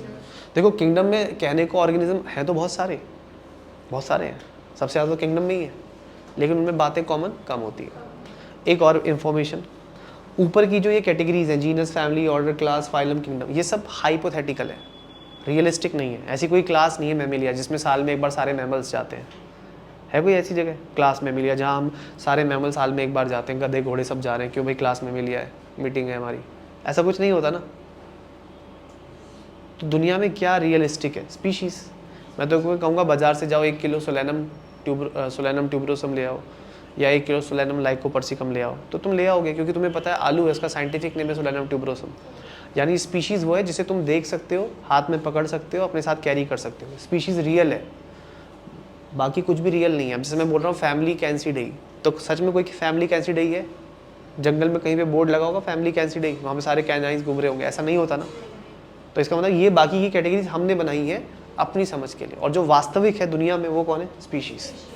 और ये पूरा कहलाता है टेक्सोनॉमिकल हायरार्की, क्योंकि इसमें साइज के हिसाब से हमने कैटेगरी को लगाया है। सबसे ऊपर सबसे बड़ी कैटेगरी और सबसे नीचे सबसे छोटी कैटेगरी। आ रहा है समझ में? तो कैटेगरीज को हमने रैंक दिया है अकॉर्डिंग टू देयर साइज, ऊपर हाईएस्ट, नीचे लोवेस्ट। और हमेशा क्या देखा है हमने कि जो ऊपर वाली कैटेगरी होती है वो नीचे वाली कैटेगरीज के ग्रुप से बनती है। जैसे genus is a group of species, family is a group of genus, order is a group of family, class is a group of order, phylum is a group of class and kingdom is a group of phylums. आया समझ में? इसको थोड़ा और proper बोलूँ सही तो ऐसे होगा, genus is a group of related species, ऐसे ही family is a group of related genus, order is a group of related families, class is a group of related order, ये रिलेटेड का मतलब they should have something common, तभी तो relate करेंगे एक दूसरे से। Phylum is a group of related class and kingdom is a group of related phylum. आया समझ में? This is taxonomical hierarchy. अब जो चीज़ें टेक्सोनॉमी को आसान बनाएं उन्हें क्या कहते हैं? उनको टेक्सोनॉमिकल एड्स कहते हैं। क्या कहते हैं? यस, एड्स का मतलब हेल्प होता है। वैसे तो बीमारी भी होती है लेकिन उसमें सारे कैपिटल अल्फ़ाबेट यूज़ करेंगे। ये है टेक्सोनॉमिकल एड्स, ठीक है। वो जो बीमारी वाला एड होता है वो अलग होता है AIDS, उसमें कैपिटल रहेगा, वो होता है एक्वायर्ड इम्यूनो डेफिशिएंसी सिंड्रोम। ये इसमें क्या स्मॉल में रहेगा। ये वो वाला एड है, फर्स्ट एड बोलते हैं ना, फर्स्ट एड बॉक्स। तो एड का मतलब होता है मदद, प्राथमिक उपचार बोलते हैं ना फर्स्ट एड को। तो याद रखना, जो टेक्सोनॉमी को आसान बनाए उस हेल्प, उस मदद को क्या कहते हैं? Taxonomical aids. तो इसमें वो सारे टूल्स आ जाते हैं, tools and techniques,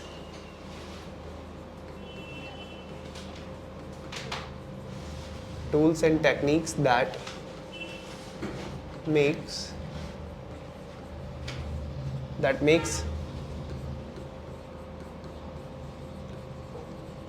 taxonomy easier, ठीक है। वो सारे टूल्स क्या कहलाते हैं? Taxonomical add. अब इसमें सबसे पहला जो टेक्सोनॉमिकल एड है क्या है बुक में? हर्बेरियम। हर्बेरियम क्या है? जैसे आपने फिश रखने के लिए सुना होगा एक्वेरियम होता है ना, फिश कहाँ रखते हो? एक्वेरियम, लेकिन उसमें फिश जिंदा होती है। लेकिन यहाँ पे हर्ब्स को रखते हैं हर्बेरियम में, लेकिन वो डेड होते हैं, मरे हुए होते हैं। तो इसीलिए बुक में लिखा है is a store house. Herbarium क्या है? एक स्टोर हाउस। स्टोर हाउस जहाँ चीज़ों को जमा करते हैं। अब इसमें क्या है ना, प्लांट स्पेसिमेंस को रखा जाता है। किसको रखा जाता है? On the sheets of paper. जैसे ये शीट होगी पेपर की, देखो ये पेपर की शीट है। अच्छा, इसका स्टैंडर्ड साइज भी रहता है बच्चों, साइज ही रहता है इसकी ना 29 सेंटीमीटर होती है थिकनेस, मतलब सॉरी विड्थ। पेपर की विड्थ होगी 29 सेंटीमीटर और पेपर की लेंथ होती है 41 सेंटीमीटर। कितनी? हाँ, तो ये साइज याद रखना है आपको पेपर का, ठीक है। और पेपर पे नमूना यानी स्पेसिमेन चिपका रहेगा ऐसे, जो भी सैंपल होगा वो इस पे ऐसे चिपका रहेगा। ऐसे पूरा प्लांट तो नहीं लगाएंगे लेकिन उसका थोड़ा सा पार्ट लगा देंगे ताकि देखने वाला समझ जाए कि हाँ लीफ कैसे होते हैं। आपने बायोलॉजी में एक चीज़ नोटिस की होगी, जब भी कोई चीज़ हम पढ़ते हैं सिर्फ किताब से, उतना बेटर समझ में नहीं आता जितना उसको विजुअलाइज करके आता है, उसको देख कर आता है। अगर आपको कोई चीज़ मैं रियल में दिखा दूँ कि ऐसी है तो ज़्यादा क्लिक करती है दिमाग में ना, बजाय इसके कि हम सिर्फ उसकी बातें करें। तो ऐसे में यहाँ पे क्या किया रहता है, प्लांट के ना स्पेसिमेन को रखते हैं। किसको रखते हैं बेटा? प्लांट के स्पेसिमेन को। स्पेसिमेन मतलब नमूना। और ये स्पेसिमेन कैसा होता है? डेड होता है ना। नमूना मतलब जिंदा थोड़ी है, डेड है। तो ये होता है ड्राइड होता है, एक तो सूखा होता है ड्राइड, प्रेस्ड। प्रेस्ड मतलब दबाया हुआ रहेगा, ऐसे उबड़ खाबड़ नहीं होगा, पेपर जैसा ही फ्लैट होगा। और प्रिजर्व्ड होगा। प्रिजर्व का मतलब ये सड़ेगा भी नहीं, हाँ, तो ये डिकम्पोज नहीं होता।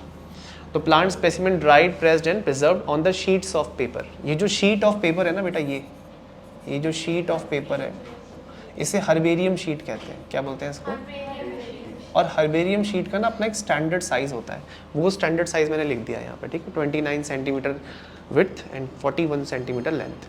स्पेसिमेन के साथ साथ यहाँ पे डेट, तारीख डालनी पड़ती है, किस तारीख को ये स्पेसिमेन कलेक्ट किया था, कहाँ से कलेक्ट किया था, ये लिखते हैं, ठीक है। कलेक्ट करने वाले का नाम भी होता है, प्लस इसमें प्लांट का साइंटिफिक नेम होगा, प्लांट का नाम क्या है, उसकी स्पीशीज़ कौन सी है, ठीक है, और कहाँ से कलेक्ट किया था, लोकेशन क्या है, वो सारी, मतलब इस पर डिटेल्स भी होती हैं। क्या होती हैं इस पर?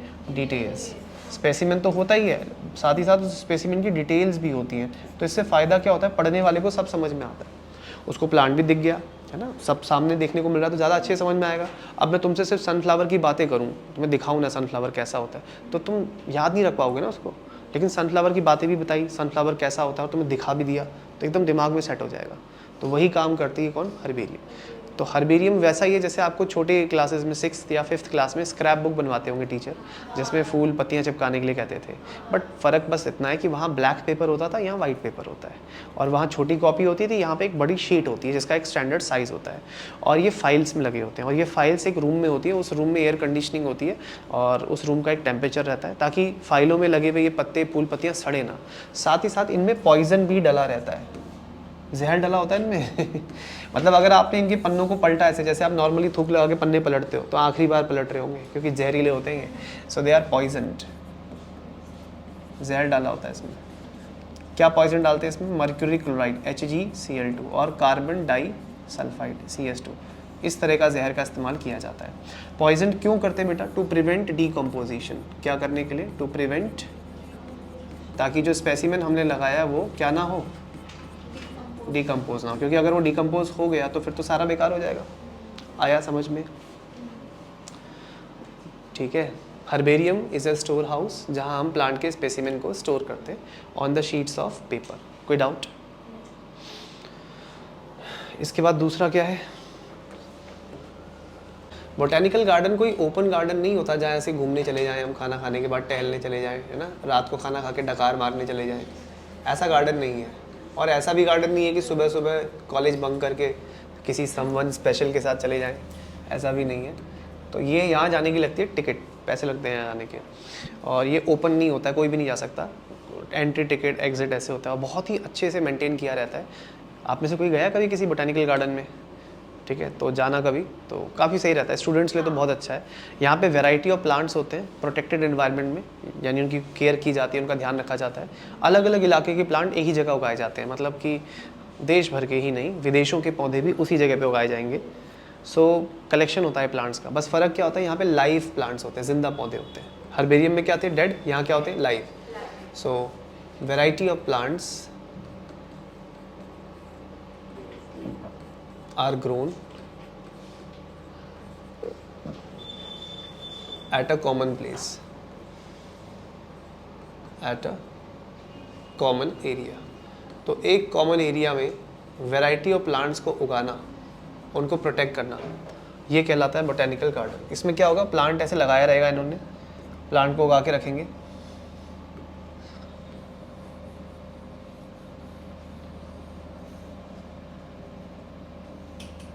और प्लांट के सामने बेटा साइन बोर्ड होगा एक, उस साइन बोर्ड पे ना लिखा होगा प्लांट का साइंटिफिक नेम क्या है, ये हाँ, ये फ्लावरिंग कौन से सीज़न में करता है, इसके क्या मेडिसिनल यूज़ है, सब कुछ उस प्लांट की डिटेल सब कुछ सामने ही होगा तुम्हारे। तो जैसे मान लीजिए यहाँ पे कोई प्लांट है,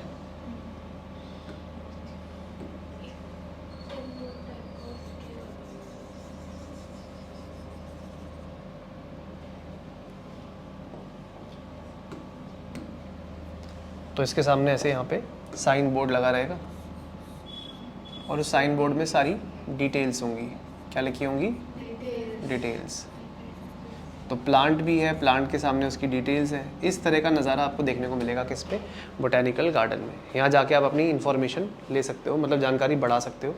अच्छा, पूरी दुनिया का, वर्ल्ड का सबसे फेमस जो है, वर्ल्ड का लार्जेस्ट तो होगा शायद ये, वर्ल्ड का सबसे फेमस जो बोटेनिकल गार्डन है, world largest botanical garden, botanical garden जो है, इसको लार्जेस्ट से ज़्यादा फेमस बोलना चाहिए, वर्ल्ड्स फेमस है ना, ये सबसे ज़्यादा फेमस है, वर्ल्ड्स लार्जेस्ट बोटेनिकल गार्डन। इसका नाम है बच्चों रॉयल बोटेनिकल गार्डन। क्या नाम है इसका? हाँ, रॉयल बोटेनिकल गार्डन। ये इंग्लैंड में है।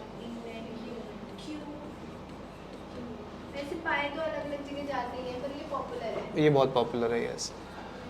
तो रॉयल बोटेनिकल गार्डन कहाँ है? क्यू में है, और क्यू कहाँ है? इंग्लैंड में। जैसे दिल्ली का है इंडिया में, ऐसे क्यू का है इंग्लैंड में। इंडिया का जो सबसे फेमस बोटेनिकल गार्डन है वो इंडियन बोटेनिकल गार्डन। क्या नाम है इसका? इंडियन बोटेनिकल गार्डन हावड़ा में है, वेस्ट बंगाल, वेस्ट बंगाल में है ना, हावड़ा में इंडियन बोटेनिकल गार्डन। और एक और है NBRI, national botanical research institute, ये लखनऊ में है, अंडरलाइन कर लो, लखनऊ में नेशनल बोटेनिकल रिसर्च इंस्टीट्यूट, ये भी काफ़ी बड़ा है। ठीक है, इंडिया का वैसे सबसे बड़ा बोटेनिकल गार्डन यही है, इंडियन बोटेनिकल गार्डन। दिल्ली में भी है, छोटे मोटे गार्डन है। अच्छा, एक बात पता है आपको, इंडियन बोटेनिकल गार्डन अभी न्यू, मतलब हिस्ट्री चैनल पे एक शो आता है ONG, ये मेरा इंडिया, उस पर भी आया था इसके बारे में। यहाँ पे ना दुनिया का सबसे बड़ा बरगद का पेड़ है, वर्ल्ड्स लार्जेस्ट बैनियन ट्री यहाँ है। कहाँ? इंडियन बोटेनिकल गार्डन में। ठीक है, और बोटेनिकल गार्डन भी हो गया। नेक्स्ट इसके बाद क्या? म्यूजियम। म्यूजियम एक ऐसी जगह होती है जहाँ प्लांट और एनिमल दोनों के स्पेसिमेंस को प्रिजर्व करके रखा रहता है। ठीक है, तीसरी जगह होगी म्यूजियम। तो म्यूजियम एक जगह है जहाँ पर प्लांट एंड एनिमल, प्लांट और एनिमल दोनों के, plant and animal specimens, specimen का मतलब क्या होता है, नमूने, स्पेसिमेंस आर केप्ट, रखे जाते हैं, आर केप्ट प्रिजर्व्ड। अब प्रिजर्व कैसे किए जाते हैं, कैसे प्रिजर्व किए जाते हैं प्लांट और एनिमल के स्पेसिमेन? प्रिजर्व करने का तरीका क्या है कि हम एक सॉल्यूशन में, जैसे कंटेनर है, इस कंटेनर के अंदर हमने कोई एनिमल का स्पेसिमेन रखा, एग्जांपल के लिए ध्यान से देखिए, कोई भी एनिमल, जैसे मान लीजिए कॉमन लिजर्ड ही है, छिपकली है,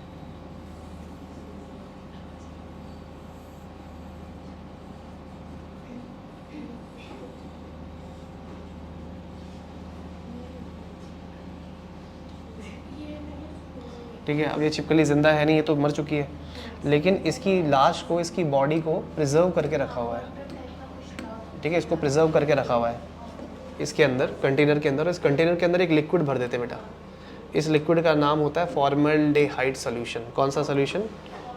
हाँ, तो ये अंदर क्या हो गया बेटा, ये हो गया स्पेसिमेन। ये किसका स्पेसिमेन है? एनिमल का। और इस स्पेसिमेन को हमने डुबा के रखा है ना, एक लिक्विड में रखा हुआ है, इस लिक्विड का नाम है फॉर्मल्डेहाइड। क्या नाम है? Formaldehyde solution. तो फॉर्मल्डेहाइड के सॉल्यूशन में जब आप डुबा के रखते हो स्पेसिमेन को, तो वो डिकम्पोज नहीं होता। क्या नहीं होता? डिकम्पोज। वो साल 10 साल ऐसे ही रहेगा। फिर सामने हम ना यहाँ पे एक स्टिकर लगा देते हैं, यहाँ पे एक पेपर चिपका देंगे, यहाँ पे उस पर लिख देंगे हाँ कि इसका नाम क्या है, सब कुछ बिल्कुल, इस पर डिटेल्स वगैरह लिख देते हैं यहाँ पे। तो इस तरीके से प्रिजर्व करते हैं। आप कभी गए साइंस म्यूजियम? दिल्ली में है। जो पुराने स्कूल है ना, जो पुराने स्कूल है जहाँ अभी तक चेंजेस नहीं किए गए, वहाँ रियल स्पेसिमेन आज भी है। नहीं तो 2007 या 8 के बाद से ना चेंज हो गए हैं, मतलब बंद हो गए हैं। अब प्लास्टिक के आते हैं, नकली, और पानी भरा होता है उनमें। प्लास्टिक सड़ेगा थोड़ी, इसलिए पानी भर देते हैं। नहीं तो भरना क्या चाहिए? Formaldehyde solution. अच्छा, कुछ एनिमल ना स्टफ्ड करके रखे, स्टफिंग करके रखे रहते हैं, मतलब उसमें खाल असली होगी, आँखों की जगह वो आई बॉल लगा देते हैं, बाकी सब सील देते हैं और अंदर भूसा या थर्माकोल भर देते हैं। लगेगा फूला फूला एक असली का एनिमल जैसा, बट वो असली नहीं होता, उसके सिर्फ स्किन असली होती है, बाकी अंदर सब नकली भरा होता है। तो ऐसा भी करते हैं ताकि अपीयरेंस में वो बिल्कुल असली का लगे। तो वो जगह होती है म्यूज़ियम। म्यूज़ियम में प्लांट और एनिमल दोनों के स्पेसिमेंट्स को प्रिजर्व करके रखते हैं, ख़राब नहीं होने देते। On the fourth one is, इसके बाद जूलॉजिकल पार्क। जूलॉजिकल पार्क को जू भी तो कहते हैं, जूलॉजिकल पार्क को जू भी कहते हैं। जू एक ऐसी जगह है जहाँ पर हम ऐसे ही रिक्रिएशन के लिए जा सकते हैं, घूमने फिरने ना। जूलॉजिकल पार्क नॉर्मली बच्चे जाना बहुत पसंद करते हैं, पेरेंट्स लेके भी जाते हैं उनको एनिमल्स दिखाने के लिए। जूलॉजिकल पार्क आप बचपन में कभी ना कभी तो गए होंगे, और पेरेंट्स के साथ नहीं गए तो स्कूल की तरफ से भी गए होंगे। तो जूलॉजिकल पार्क्स को नॉर्मली क्या कहा जाता है? जू कहा जाता है, ठीक है। तुम लोग के लिए एक होमवर्क है, पता करना है इसके बारे में कि जूलॉजिकल पार्क को चिड़ियाघर ही क्यों कहते हैं। चिड़िया के अलावा और भी तो जानवर होते हैं, लेकिन वाई इट इज़ कॉल्ड चिड़ियाघर, ये तुम्हारा होमवर्क है, ठीक है, पता करके आना। सब गूगल से ही पूछते हो तुम लोग खुद से, चलो गूगल पे रिसर्च करके आना, ठीक है। तो जूलॉजिकल पार्क जो है वो एक ऐसी जगह है जहाँ पे वाइल्ड एनिमल्स को रखा जाता है। किसको रखा जाता है ना? वाइल्ड एनिमल्स को रखा जाता है, ताकि लोग उनके ईटिंग हैबिट्स को समझें, लोग उनके क्या समझें, बिहेवियर को समझें, वाइल्ड एनिमल कैसा बिहेव करते हैं, है ना। जैसे टाइगर रोर करता है तो उसकी आवाज़ कैसी है, बिहेवियर को समझे, उसके हैबिटेट को समझे कि एनिमल रहता कहाँ पे। जैसे आप गए जू और आपने देखा वहाँ पे दरियाई घोड़ा, सी हॉर्स देखा, सी हॉर्स नहीं, दरियाई घोड़े को क्या बोलते हैं? हिप्पोपोटामस। आपने वहाँ जाके हिप्पोपोटामस देखा, तो हिप्पोपोटामस जब आपने देखा तो वो पानी में रहता है, भारी भरकम होता है, काफ़ी मोटा होता है ना। तो हिप्पोपोटामस को देखकर समझ में आया कि कहाँ रहता है, उसका हैबिटेट समझ में आया ना आपको। तो आपको वाइल्ड एनिमल का एक तो बिहेवियर समझ में आ रहा है कि वह एग्रेसिव है या सोशल है, दूसरा उसका हैबिटेट समझ में आ रहा है, ठीक है। और वहाँ पे जूलॉजिकल पार्क में वाइल्ड एनिमल्स को ना are kept, wild animals are kept, लिखा होगा किताब में, इन प्रोटेक्टेड एंड आइसोलेटेड। मिला? प्रोटेक्टेड भी रखते हैं उन्हें। प्रोटेक्टेड का मतलब होता है पिंजरे में बंद, प्रोटेक्टेड, ताकि कोई उन्हें नुकसान ना पहुँचाए और वो दूसरों को नुकसान ना पहुँचाए।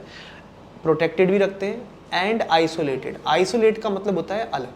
ऐसा नहीं होता कि हम एक ही पिंजरे में सारे जानवरों को रखें, क्योंकि आइसोलेट करने से क्या होगा, उनकी स्पीशीज़ मतलब उनका काउंट बना रहेगा। अब हम टाइगर के ही पिंजरे में अगर डियर को भी बांध देंगे तो फिर डियर कम हो जाएंगे ना, तो इसलिए उनको क्या रखते हैं? आइसोलेट। और किताब में देखो ये भी लिखा होगा एज फार एज पॉसिबल, जितना हो सके उतना दूर। इसलिए आपने देखा होगा जू बहुत बड़े होते हैं, चलते चलते पैर दर्द हो जाते हैं, इसलिए कुछ लोग इलेक्ट्रिक कार से जा रहे होते हैं। क्यों लग जाता है इतना टाइम? क्योंकि जू है ही बहुत बड़ा, और जानबूझ के बड़ा इसलिए बनाया जाता है ताकि एक एनिमल की आवाज़ और उसकी हरकतों से दूसरे एनिमल पे असर ना पड़े। अब आप टाइगर के सामने डियर का बाड़ा बना दोगे तो बेचारे खाना पीना छोड़ के मर जाएंगे ऐसे डिप्रेशन में। सुबह शाम मौत देख के कौन जी रहा है? और टाइगर यहाँ उसके मुंह में लाल टपकी जा रही है और खाना नहीं मिल रहा है। तो कहने का मतलब यह है कि एनिमल्स को जितना हो सके एक दूसरे से दूर रखते हैं। नहीं तो क्या होता, एक मल्टी स्टोरी बिल्डिंग बनाते हैं, फर्स्ट फ्लोर पे टाइगर है, सेकंड फ्लोर पे लेपर्ड है, ऐसे जाना है, सबसे ऊपर जिराफ है। ऐसा नहीं होता ना। तो जू जो होते हैं उसमें वाइल्ड एनिमल्स को क्या रखते हैं? एज फार एज पॉसिबल, जितना हो सके उतना दूर रखते हैं। और जू बहुत अच्छी जगह है जहाँ पे जाकर आप एनिमल्स को बेटर समझ सकते हो। वो भी कौन से एनिमल्स को? Wild animals. आया समझ में? तुम्हें एनसीईआरटी समझ में आ रही है? और फिर उसके बाद आता है की एक टेक्सोनॉमिकल एड है जिसमें बहुत सारी बातें लिखी होती है। मतलब ये डाटाबेस ऑफ इंफॉर्मेशन है। क्या है? हाँ, डाटाबेस मतलब होता है जानकारी का संग्रहालय, जानकारी है इसमें बहुत सारी, डाटाबेस ऑफ इंफॉर्मेशन। अब ये इन्फॉर्मेशन आप इंटरनेट पे गूगल करके भी देख सकते हो, ये इन्फॉर्मेशन आप पेपर पे प्रिंट भी निकाल सकते हो। सबसे अच्छी बात पता है क्या इसके साथ? इसमें कोई नमूना नहीं चाहिए, नो स्पेसिमेन रिक्वायर्ड।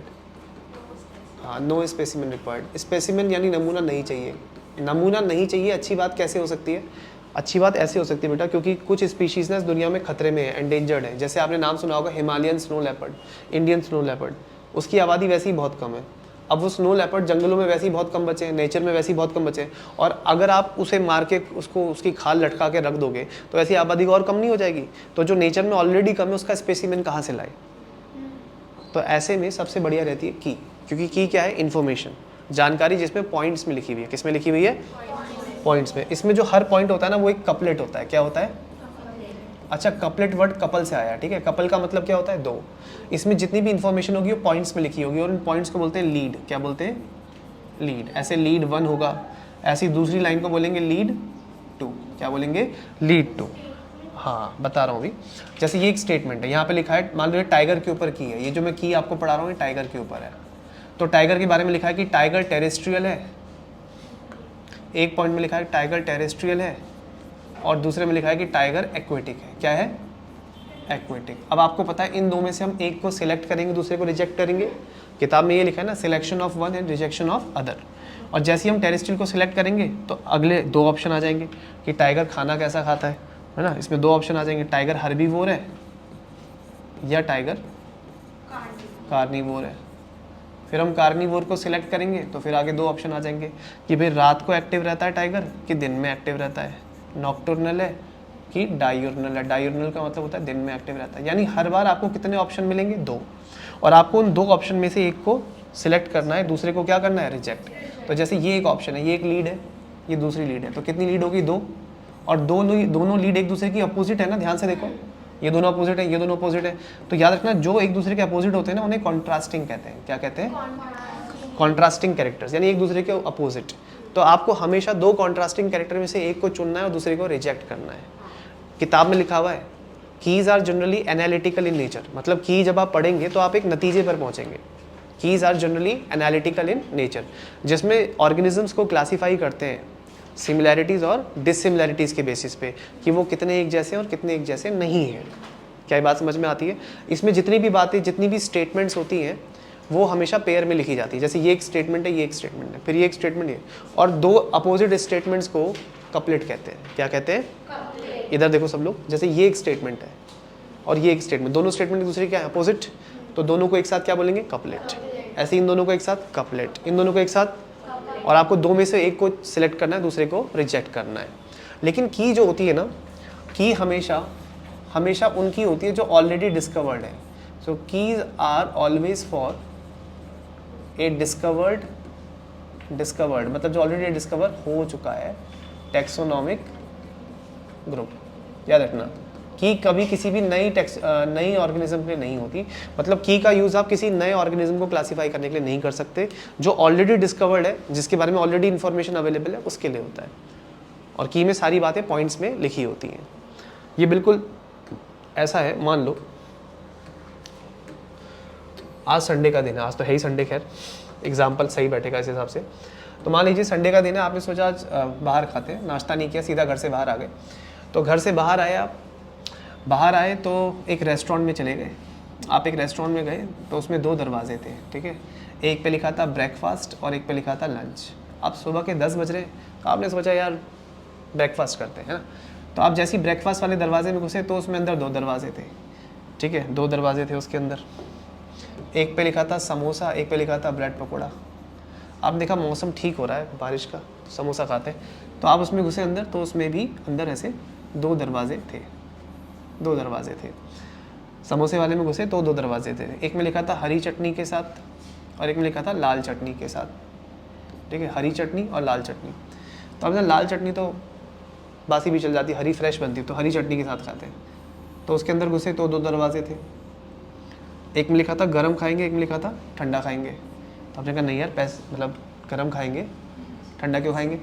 फिर उसमें घुसे तो 2 दरवाजे थे, एक में लिखा था पैसे दे के खाएंगे, एक में लिखा था फ्री में खाएंगे। तो आप कौन सा चुनेंगे, फ्री वाला। और जैसे ही आपने फ्री वाला खोला, आप सड़क पे वापस आ गए। तो हर बार आपने 2 ऑप्शन में से एक को चुना और एक नतीजे पर पहुंचे। इसीलिए बोलते हैं keys are generally analytical in nature. मतलब हर बार आपके सामने कितने ऑप्शन थे, 2, उन 2 में से आपने एक को सिलेक्ट किया, दूसरे को रिजेक्ट किया। हाँ, जो बेकार में फोकट के ग्राहक होते हैं ना, भगाने का तरीका है ये। वो अपने आप गेट से निकल जाएंगे, उनको बोलने की जरूरत भी नहीं कि आप जाओ, ठीक है। वो आए उन्होंने देखा ऑप्शन पे ऑप्शन, लास्ट में उस ऑप्शन पे पहुंचे जहाँ से उनको होता है एग्जिट, बाय बाय, आना मतलब, ठीक है। तो की भी ऐसी होती है, की में क्या होता है, बहुत सारी इन्फॉर्मेशन होती है। अच्छी बात पता है क्या, सिर्फ इन्फॉर्मेशन होती है, कोई स्पेसिमेन नहीं होता, नहीं तो स्पेसिमेन जुटाने बहुत मुश्किल होती है। तो इन्फॉर्मेशन होती है, पॉइंट्स में होती है, और उन पॉइंट्स को बोलते हैं कपलेट्स। और हर कपलेट में 2 बातें होती हैं, जो 2 बातें एक दूसरे की क्या होती हैं, अपोजिट, उसको बोलते हैं कॉन्ट्रास्टिंग कैरेक्टर्स। क्या ये बात समझ में आती है। बाकी फ्लोरा मैनुअल वगैरह वो अगली वीडियो से देख लेना, इसी की प्लेलिस्ट में मैं डाल दूंगा। तो आज पूरा हो गया चैप्टर 1। कैसा लगा तुम्हें। चलो बढ़िया, आज के लिए इतना ही, बाकी का नेक्स्ट क्लास में।